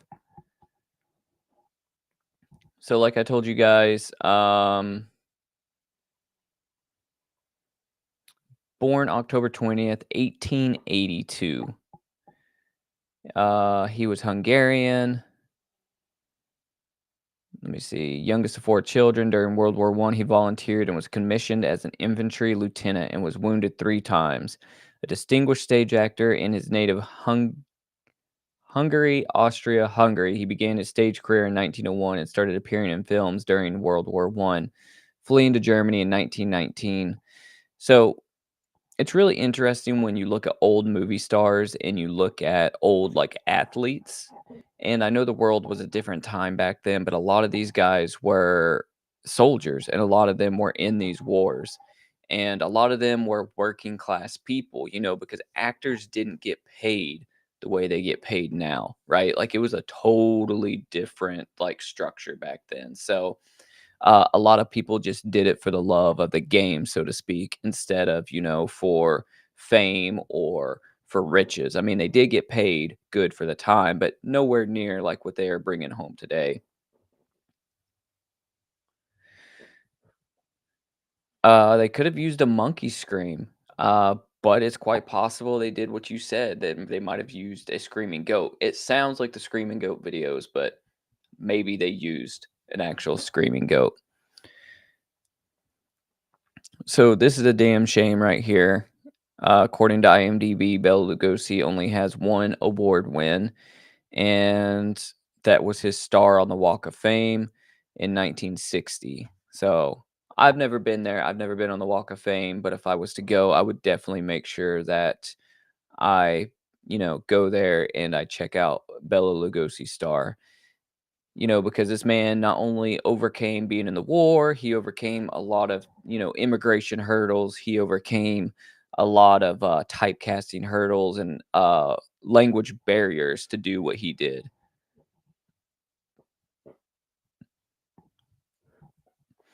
So the Black Cat, I've seen this movie here, but I don't remember a lot about it.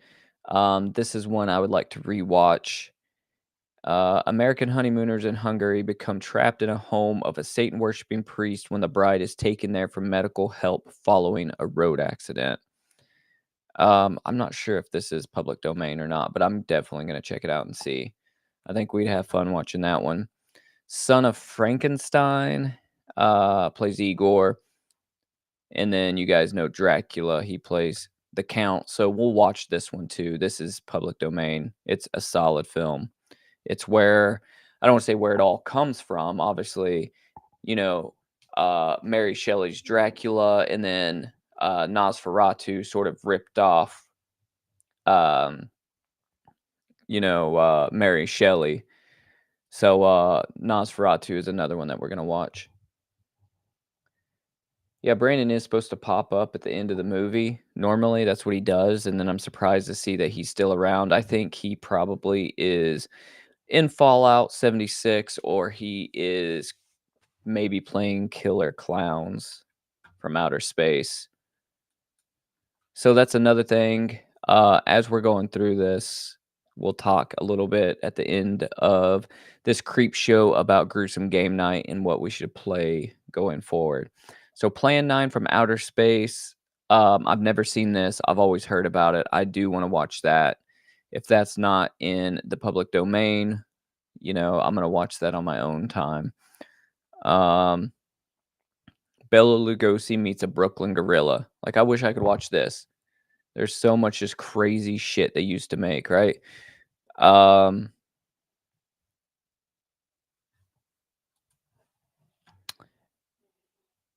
Abbott and Costello meet Frankenstein, right? You had all of these crazy, like, somebody and somebody meets the Wolfman, or somebody and somebody meets Frankenstein, or Frankenstein's daughter, Frankenstein meets the Wolfman, right here. Like, there was so much crazy stuff going on back then, and that's why I love this era of horror.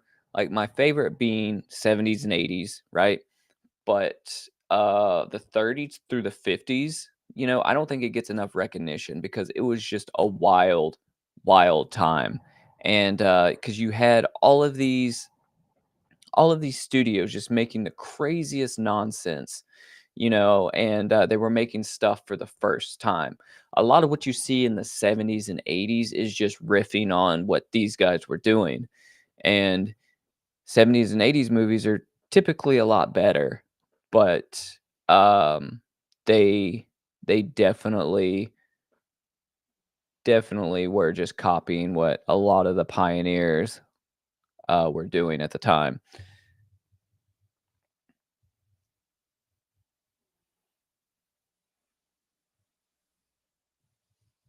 Shot 3 times like a Hungarian 50 Cent.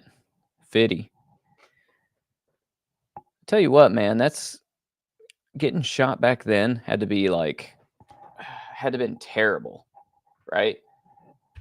Like, I don't I don't. So let's. How did they do that in the 1940s? Surely they have different methods from like extracting bullets, modern day than they did in the 40s. Does anybody know? Put that in the chat if you do. I'm sure it was just miserable and a terrible experience. Not that it wouldn't be now, but back then, like I'm sure it was, just freaking insane. I mean, medical care, they were giving people cocaine and giving people like LSD and just all kinds of crazy shit back then, anyways, just to experiment, just see what would happen. Be like, oh, you got a headache? Here's you some cocaine.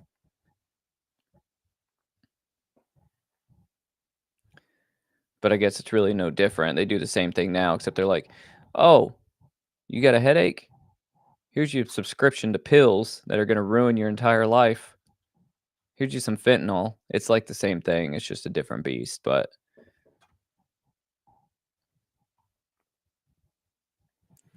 so Bela Lugosi, OG, triple OG. I mean, just look at him. He's Dracula. When I think of Dracula, this is who I think of.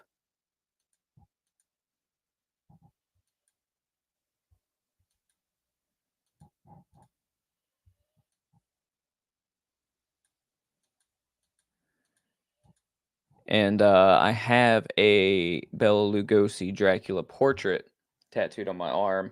It's actually on the inner side here. Right there. Unfinished, but it's there.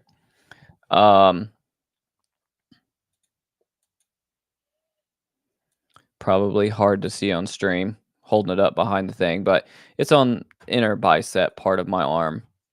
Yeah, Planet 9, I think that's one that I need to check out. Hopefully we can watch that on stream.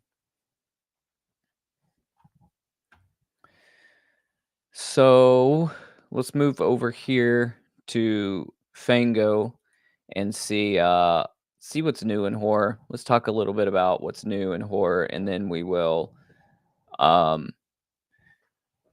a little bit about Gruesome Game Night, and then we'll wrap this thing up for tonight's Friday night Creepshow. So, all right, so Fangoria. So let's see. All right, so Bloody New Maxine trailer. You guys know I talked about that a little bit on the Cinema Creep channel. That is my pick of the year so far. I hope it doesn't let me down. But like I said, Ty West, the writer director, has never let me down with anything he's done. So high hopes for this movie. Chuck, if you watch one horror film this year in theaters or new horror film that's not Cinema Creep centric, watch Maxine. Just don't watch it with your kid in the room because it is not a child friendly one. So Scott Wampler he passed away this past week. So he was a big like horror movie critic on Twitter, and he might have been a Fangoria contributor, but I would just remember seeing him all over social media. He always had something funny to say. I don't know how he passed away. I don't think they've released it yet, but sucks. This dude's gone. So if you know anything about him, go check out his social media. If you don't, and just scroll through his tweets or scroll through whatever social media you have, and just check out some of the very interesting takes he's had. And right here, King Cast, right? He had a Stephen King podcast that was supposedly really, really good. I never listened to it, but I might dig into it now because I'm a Stephen King fan. I just never felt like I wanted to listen to a Stephen King centric podcast. So check that out. Let's see. Going down here, Brandon Cronenberg made a video game, and we can't wait to play it. So Blumhouse Games makes their debut with 6 titles announced during Summer Game Fest. If you don't know, Brandon Cronenberg is the son of, oh geez, why did I forget his name? Of the Cronenberg. Wow. I feel terrible. David Cronenberg. And the guy who made The Fly, and he made all of those cool body horror movies like Videodrome and all that. And Brandon Cronenberg did Infinity Pool, I'm pretty sure, and Infinity Pool was kind of cool. So it's cool to see that he's hopping in the game dev space and making some cool games.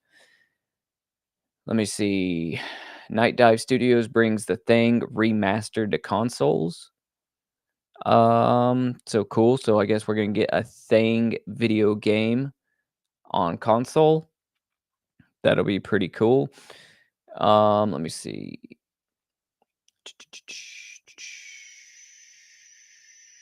Don't care about no JoJo Siwa stuff. I think that not everybody needs to move into horror. I think a lot of people just do it because they're trend chasers, and that, I think certain people they I don't want to gatekeep, but I think certain people just are crossing over. Dang, did I click on an ad? Are crossing over to just, hop on a trend.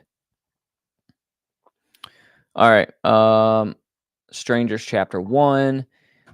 I heard this sucks. So I will watch it at home. It's nothing that I've paid much attention to on the channel. I love the Strangers movie. I just heard that this one wasn't that great. Let's see.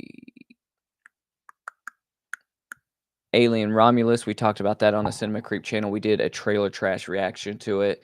It will be R-rated and full of bloody violence, just how an alien movie should be.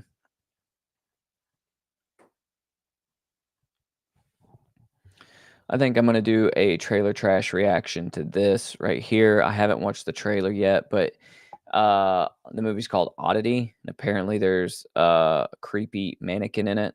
So we'll do trailer trash episode for that once I get back. So interesting you should ask that, Frank. So I haven't really talked about it a whole lot publicly because I'm trying to try this new thing where I don't talk a lot about what I'm doing until I have results. But let's talk about it. So this is something I'll probably make a video about for my other YouTube channel, for the Drucifer YouTube channel, and eventually talk about it on the Cinema Creep channel. But let me. So we'll talk about it just a little bit. So I've decided that I'm going to learn game development. Now, what that means is learn how to make indie video games, right? Indie horror video games. And here's my reason for it, right? I have a lot of hobbies in life, right? There's a lot of things I've done in my life. There's a lot of interests I have. So Cinema Creep, photography, cinematography, tattooing. I've done all sorts of things in my life. But ultimately, it all leads back to horror. It all leads back to making horror movies, talking about horror movies, and sharing horror with people that I think are awesome, like all of you guys. So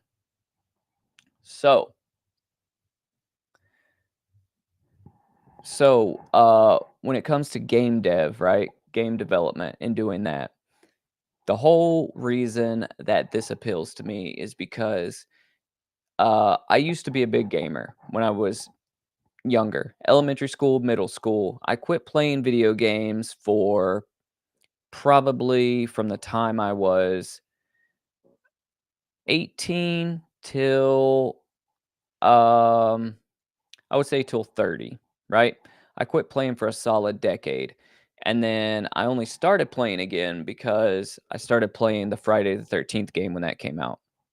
And then I played that for like 6 months, and then I stopped playing, and then I quit playing video games up until maybe a year and a half ago when I started playing with Brandon and Boom Squad. And I started spending a lot more time at home and less time out taking photos and doing all that. So I wanted to find a way to kill some time when I wasn't, doing YouTube.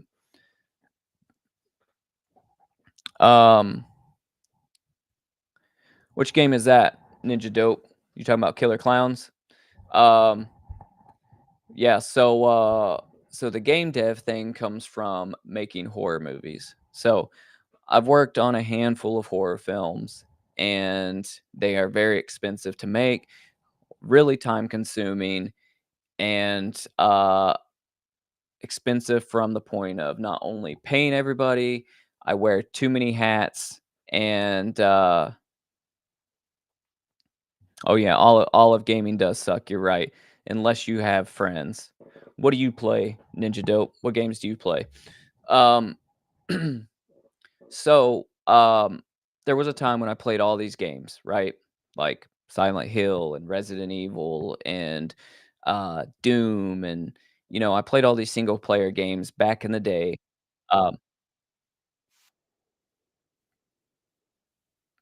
Hang on, music is playing from somewhere, guys. I gotta find where this music's playing from. Okay, it was an ad on IMDb. It's freaking me out. Um, so recently, I discovered some indie horror games, right? And I thought to myself, well, I can do something like that. That doesn't look that hard, right? It's right up my alley. And I'm talking about the Puppet Combo games and a few other developers like them.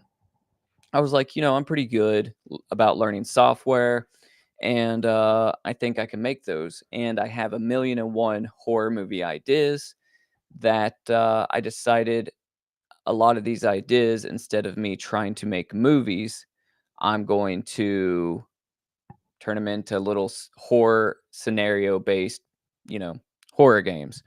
And so right now I am balls deep in my game development journey, right? So I'm just learning a bunch, bought some courses. I'm trial and erroring a bunch of different things.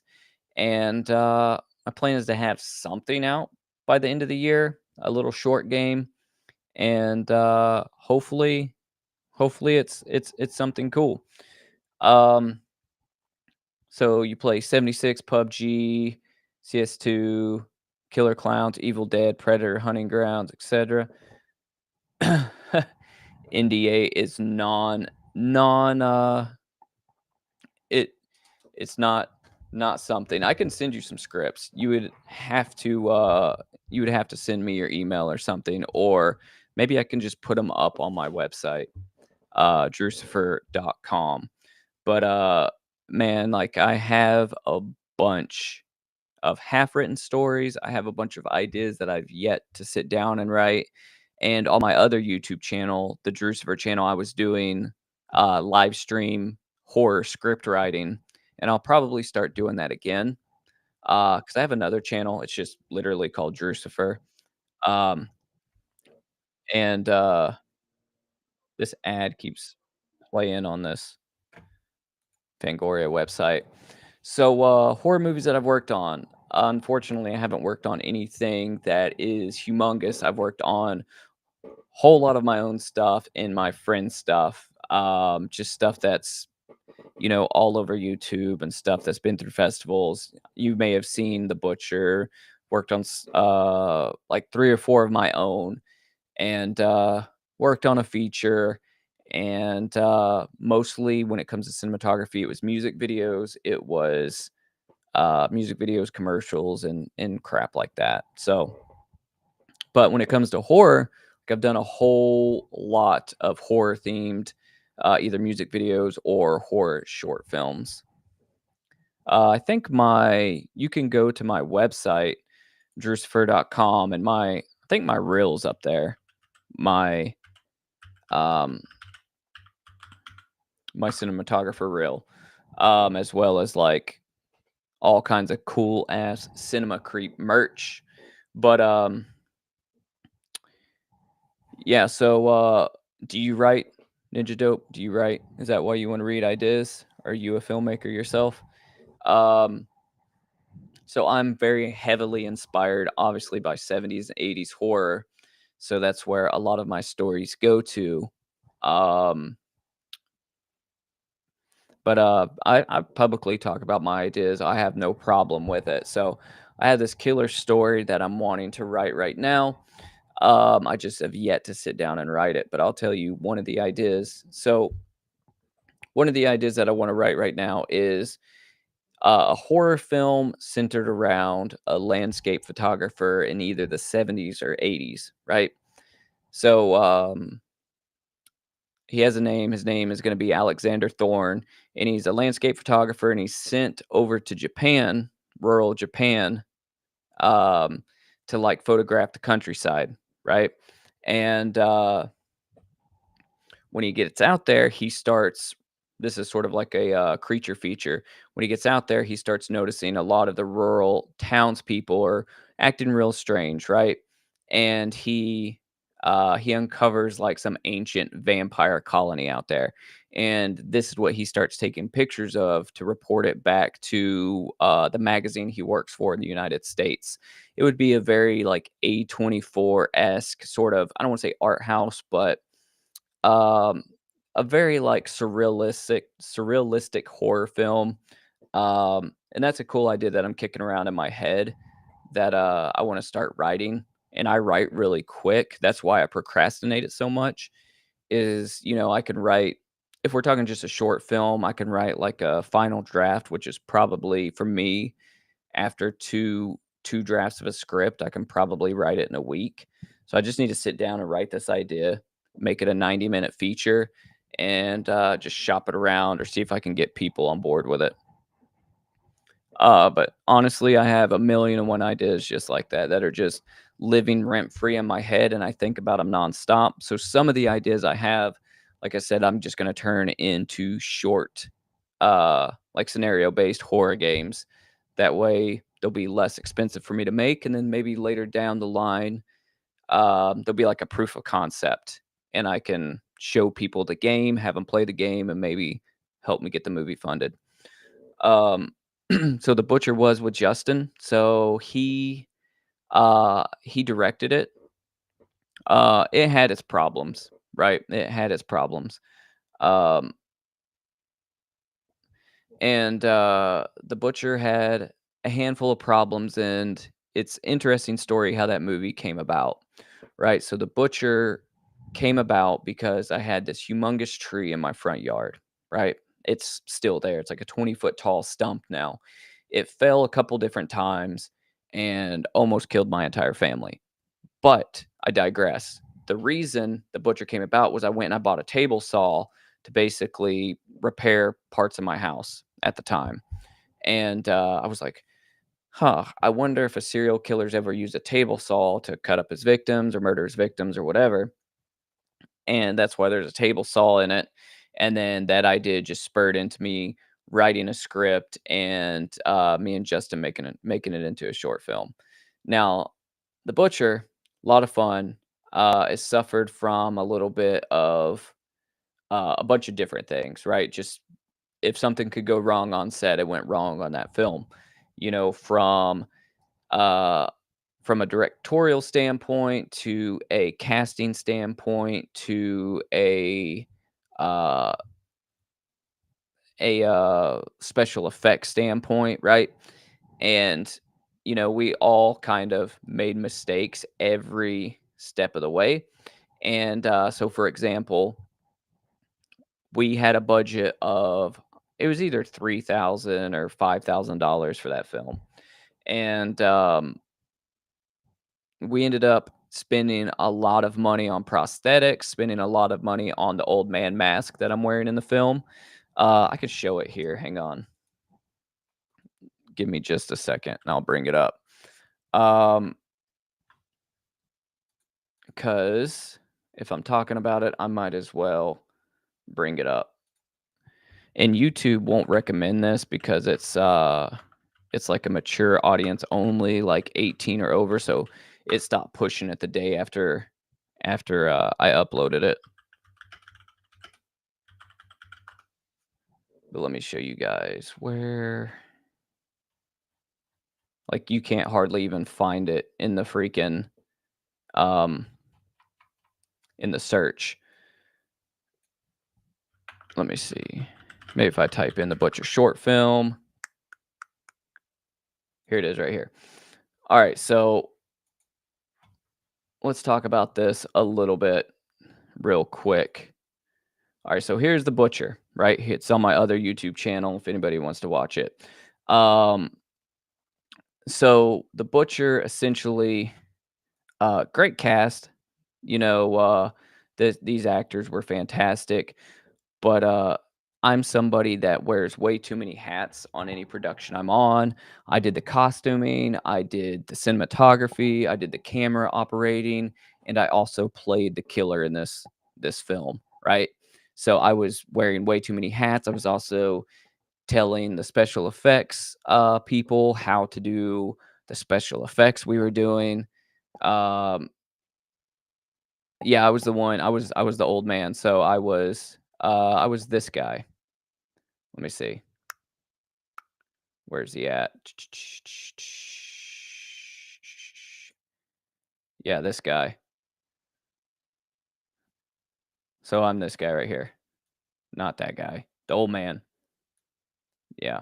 Well, yeah, so I'm the old man. I was in the mask, operating the camera, lighting the scene, trying to give everybody direction of special effects and trying to just keep, the crew on board. Didn't have enough crew members.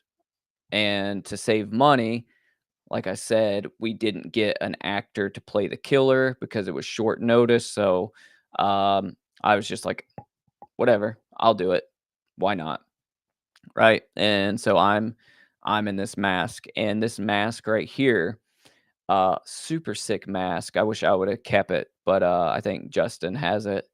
Um it was This was a good portion of the budget. It was an Immortal Masks mask, and, I think the mask was, like, $800 or something like that, but it fit, like, tight, like skin, and it just looked really, really gnarly. I have a bunch of funny, like, BTS pictures of me with my wife and my son while I'm wearing this mask.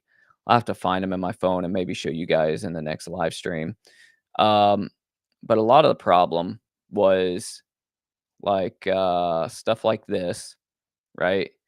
Like this, like scenes got cut out or shots didn't get shot that should have been shot. So from a directorial standpoint, some of this shit doesn't make sense.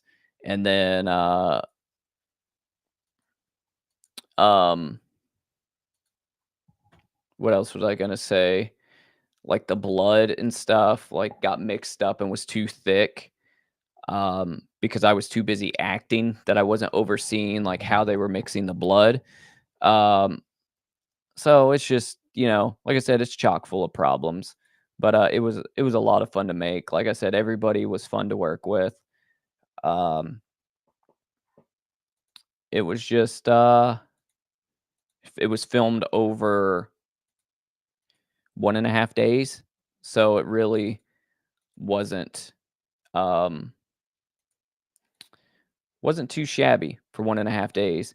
Uh, these vests right here they're wearing, like, I hand punched all of those damn studs, and that was a nightmare. I sewed on all these patches. I taught myself how to sew so I could sew on all these patches and, hand punch all those studs and spikes in those vests.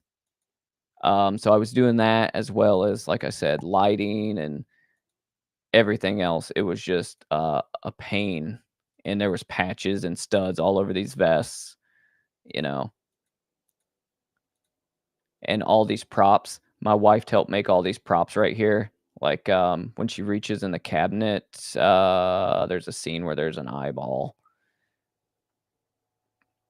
And this movie wasn't supposed to be like super serious. It was supposed to be like sort of 70s kind of corny. Uh Kind of has a little bit of a Texas Chainsaw vibe to it. But yeah, so like all of these props I actually have like over here in this part of my studio that you don't ever get to see on camera. It's I have this really big uh coffin shaped bookshelf that my father-in-law made me, and I have these props over there. So I have the eyeball and like the brains and all that other crap. on that shelf. So yeah, so that's The Butcher. That's the rundown of that. It was a lot of fun to make. It took us too long. Yeah, the blood too thick. Yeah. Um, so if anybody's near North Carolina and you want to make horror films, hit me up because I've got all the gear. I just need the people, people that are into it like me. There's actors and all that out there, but honestly, where I'm at, there's not. I need people that are like into it, not just doing it because they've got nothing else to do. And it's hard. It's hard to find people to work with because I put together a little indie horror, um, production company called Black Mass Films. So when you see Black Mass Films, anything I do, that's what that is. You're in Virginia? Sweet. Well, if you ever got any horror stories or you want to come down this way to shoot something, like I said, I've got short stories written. I've got short films, scripts written. I've got all kinds of shit going on. It's what I do in my spare time. Is come up with ideas and write outlines and watch scary movies. So that is my dream, is to kill Brandon in a horror film. That's what I want to do. And I just don't know how I'm going to do it yet. I'm going to write him a part in whatever I make, and he's getting axed or bludgeoned. I've already told him I've got a part for him. I just got to write it. And Stephen Craig. Old Secret 1989. Stephen Craig, Roger, Don Camelot, Craig Craigerson. Yeah, I got a spot for him too. Boom Squad, the movie. I was telling Brandon the other day that I had a movie idea for them. I can't remember what the hell I was talking about though. I was talking to him at work and telling him I had a movie idea for him and Craig about Boom Squad, the movie.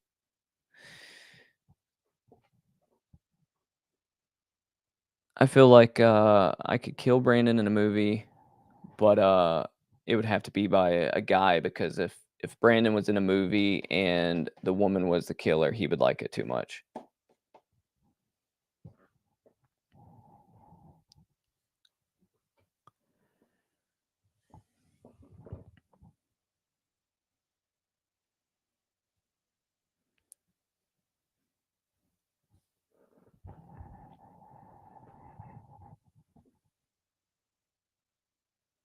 Yeah, he's a weirdo. Brandon's a weirdo. But yeah, like I said, YouTube stopped pushing this. Capped out at 1K views. Because anytime your video is like a mature, and people have to validate whether they're 18 years old before they can watch it, YouTube that doesn't push it. And shout out to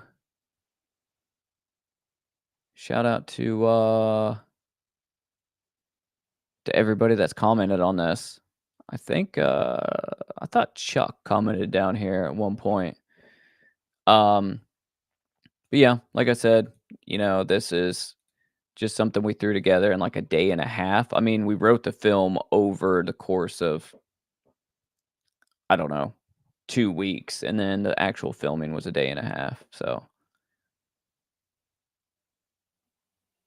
and that's one mistake, that if you guys ever make a film, don't wear too many hats. I was also the editor. So, editor, assistant director, I guess special effects supervisor, actor, camera operator, cinematographer. That's at least 6 different things I was doing that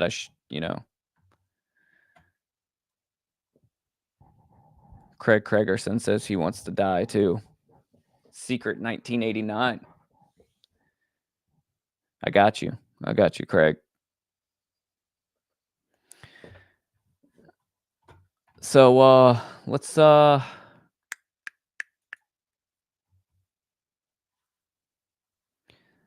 just got to write some stuff and make it happen. Well, the problem is, man, is like, so with photography and filmmaking and editing, like, I got into it before it got super popular, right? Before you had all these influencers all over the place, and I kick myself in the ass for not getting on YouTube before I did.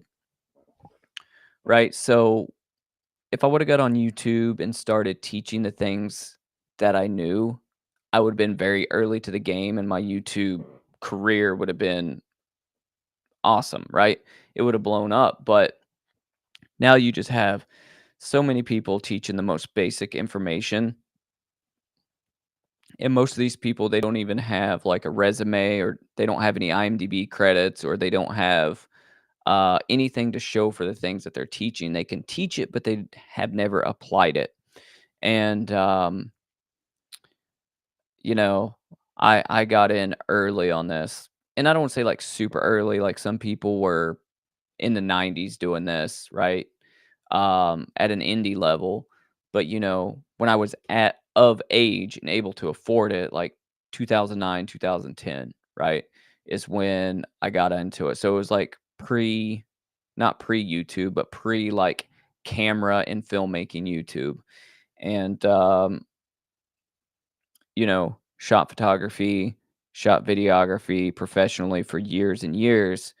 And to be quite honest with you guys, like influencer culture has ruined all that for me. So I just take pictures. I take photography. I take pictures like every single day, but I don't have an Instagram anymore. Don't care about that. Don't have a Facebook anymore. I don't care about that. I just literally upload them on an app called Glass. That's sort of like a photo dump for photographers. And I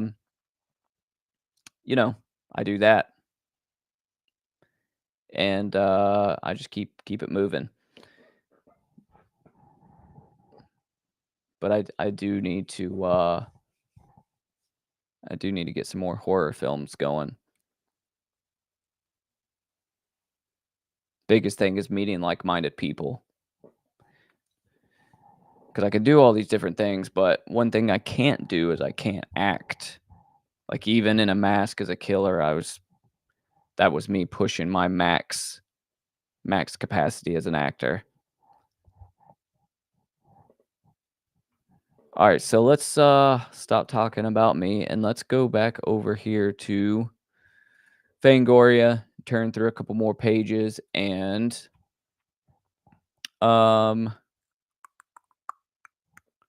see if there's anything else exciting before we wrap this up. 7 pregnancy horror movies to watch after American Horror Story Delicate.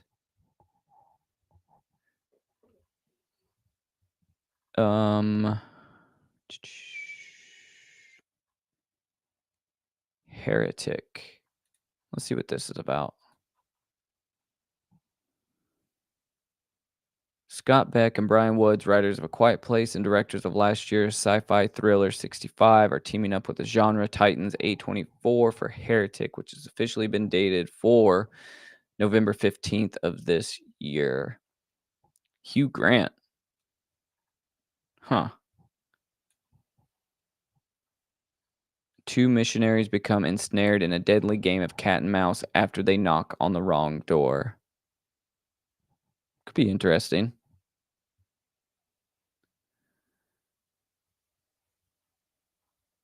Is there a trailer? Let's see. There's not a trailer yet. Look. Scott Wampler, like I said.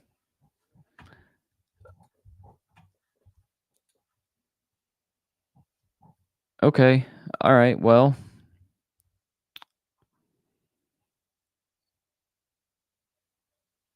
Full House creator Jeff Franklin to produce horror film Murder with the Stars.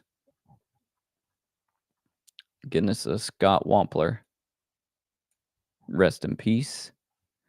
Let's see.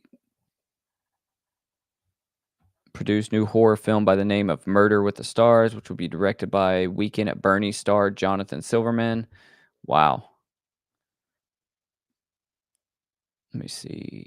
This concept came to me several months ago, and I knew it was onto something unique and fun. Since then, the creative process has unfolded effortlessly with two old friends signing on. That's interesting. That is a how do you say that word? Amalgamation of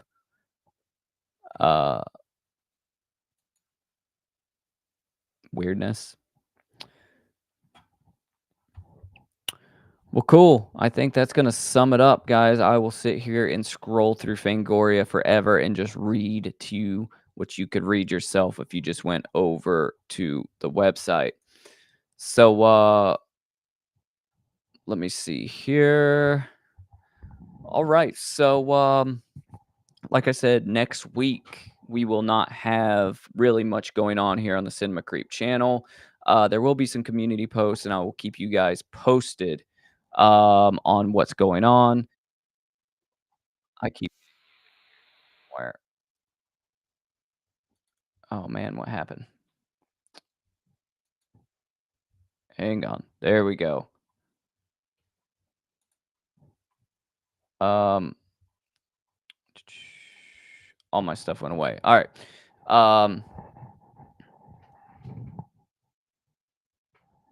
Oh, let me answer your question real quick. About the Killer Clowns game, Frank. I liked it. I really, really enjoyed it. I think that it is something that I'm going to continue to play. I will probably, cycle that through on gruesome game nights. I also want to get back into Texas Chainsaw Massacre game. That was a lot of fun. So I'll probably be cycling those. Hopefully I can talk Boom Squad into playing Texas Chainsaw again. And like I said, Killer Clowns is awesome because it reminds me a lot of the Friday the 13th game because it's made by some of the same developers that did the Friday the 13th. Has a lot of the same feel. I love asymmetrical horror games. So a lot of fun. It's goofy enough. And Brandon, I may play with you when I get done with this stream. We'll see.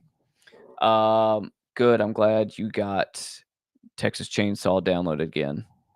But yeah, like I said, we're gonna rotate those through as well as I'm gonna go through and play everything Puppet Combo has to offer, as well as just some random like indie horror stuff that I find online. So Gruesome Game Night is here to stay, I think. I figured out all of the audio issues, it seems like, and part of that was just buying a mic that was specifically for this type of thing, as opposed to using, like my bigger, more expensive XLR mics that I had already for podcasting. I'm probably going to release and make some Gruesome Game Night merch because you guys know I'm a sucker for making branded products, like the water bottle, which, I carry with me back and forth to work and everywhere. And stuff like the mug.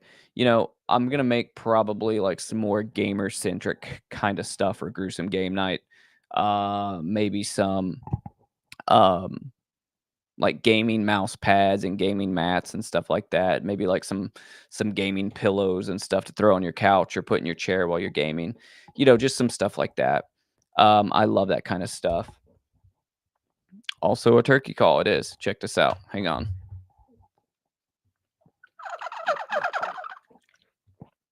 I mean, if you're out in the woods, you're bringing turkeys. But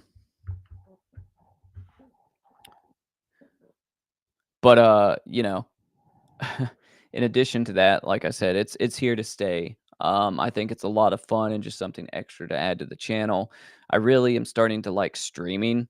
I just got to make sure that I am putting out enough other videos as well. So, Trailer Trash is here to stay. The regular movie reviews are here to stay, as well as Gruesome Game Night and, of course, Friday Night Creepshow. So there's a lot. There is a shitload of stuff, and I'm only one person. So just trying to figure it all out. Now, the biggest thing is like trying to watch movies on and stay on top of like making the videos about the movies and stay on top of Gruesome Game Night and stay on top of the Friday Night Creepshow, right? I have like 3 scripts because I have to draft out all my ideas. I have like 3 scripts and that are written that I have not made videos for because of time constraints. Because I lose 3 days to work every week. Like I said before, those days are just wiped off the map because they're 12 to 13-hour days if you include drive time. So 3 days at 13 hours is a lot of time that I can't do anything. 3 out of 7 days. But yeah, it was just a whole lot of words there. So hopefully you guys are really liking Gruesome Game Night. Hopefully you're still in love with the Friday Night Creep Show. I think this is a lot of fun to just to hang out, talk horror, watch some movies that we've never seen, and honestly, just a chance for you guys to ask me questions and maybe just get a more of an inside look at my personality, especially if you don't subscribe to the other YouTube channel, which is just honestly mainly about my personality, a lot of vlogs and stuff like that. Then this is a good chance to see all that. I'm really just a big freaking nerd. Introverted individual that sits in my house and watches movies and does this. Yeah, so like I said, with that, like I'm trying to stay on top of everything, trying to make sure these videos are coming out like they're supposed to. And biggest downfall for me is not having a lot of time to go to the theater and see like the new movies that are coming out. So a lot of my movie reviews over newer stuff is just going to be delayed. It is what it is, and I've come to terms with it. But yeah, and then that's another thing, right? Playing on the Boom Squad stream on Wednesday nights, right? Got to find time to do that.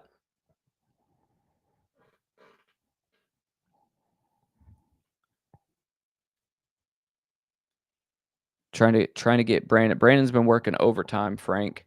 So I'm trying to get him to get a face cam going. Get a webcam and get a face cam going. That way you can look him in his eyes as he's talking to you.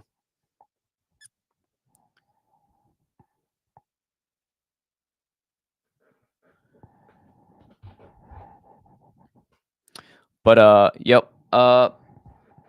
So other than that, yeah, just like I said, this coming week, I will not be doing much of anything other than, like I said, check out the community posts. I will be posting up pictures. I may film some stuff if I go up there and thrift some cool VHS because there's a whole lot of cooler like thrift stores and stuff where I'm going.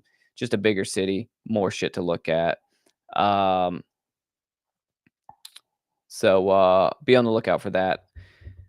But other than that, guys, I really appreciate everybody tuning in. Uncut Ninja Dope, I appreciate you coming and hanging out through the entire film. You're always welcome to come hang out with us on Friday nights or on Thursday nights for Gruesome Game Night. Definitely appreciate you hanging out here to the end.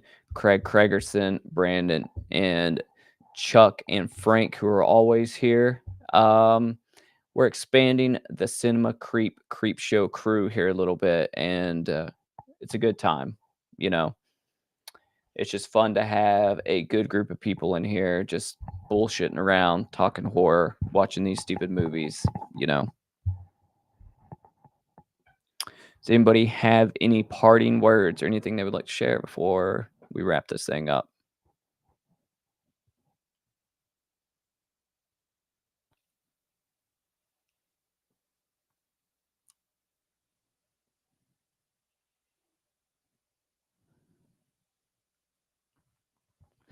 And Ninja Dope, man, if you are in Virginia, you're close enough.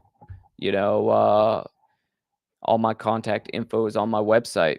If you ever want to get together and shoot some stuff, if you're in the area, or write something to shoot, hit me up. Especially if you're a storyboard artist. If you're a storyboard artist, man, you're worth your weight in gold. We can definitely work on something together.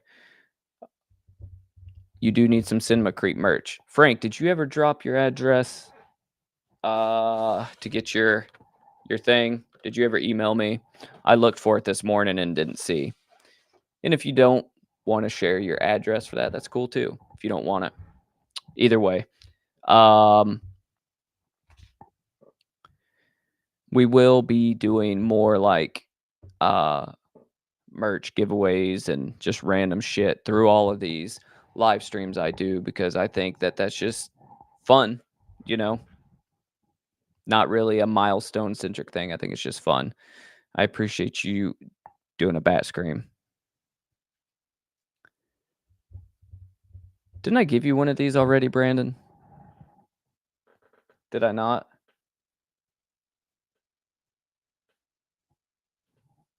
Oh, no, that was Bradley that got one. Bradley got one, and then Chuck got one, but I don't think I ever gave Chuck his. Because I see him at work sometimes, and I'm like, I'll just hand it off to him, but I don't see him nearly enough. And I don't want to ship it to him. He lives across, I don't want to say across town, but in the town over. I'm going to spend $11 shipping a Funko Pop to him, and he lives, like, in the town over.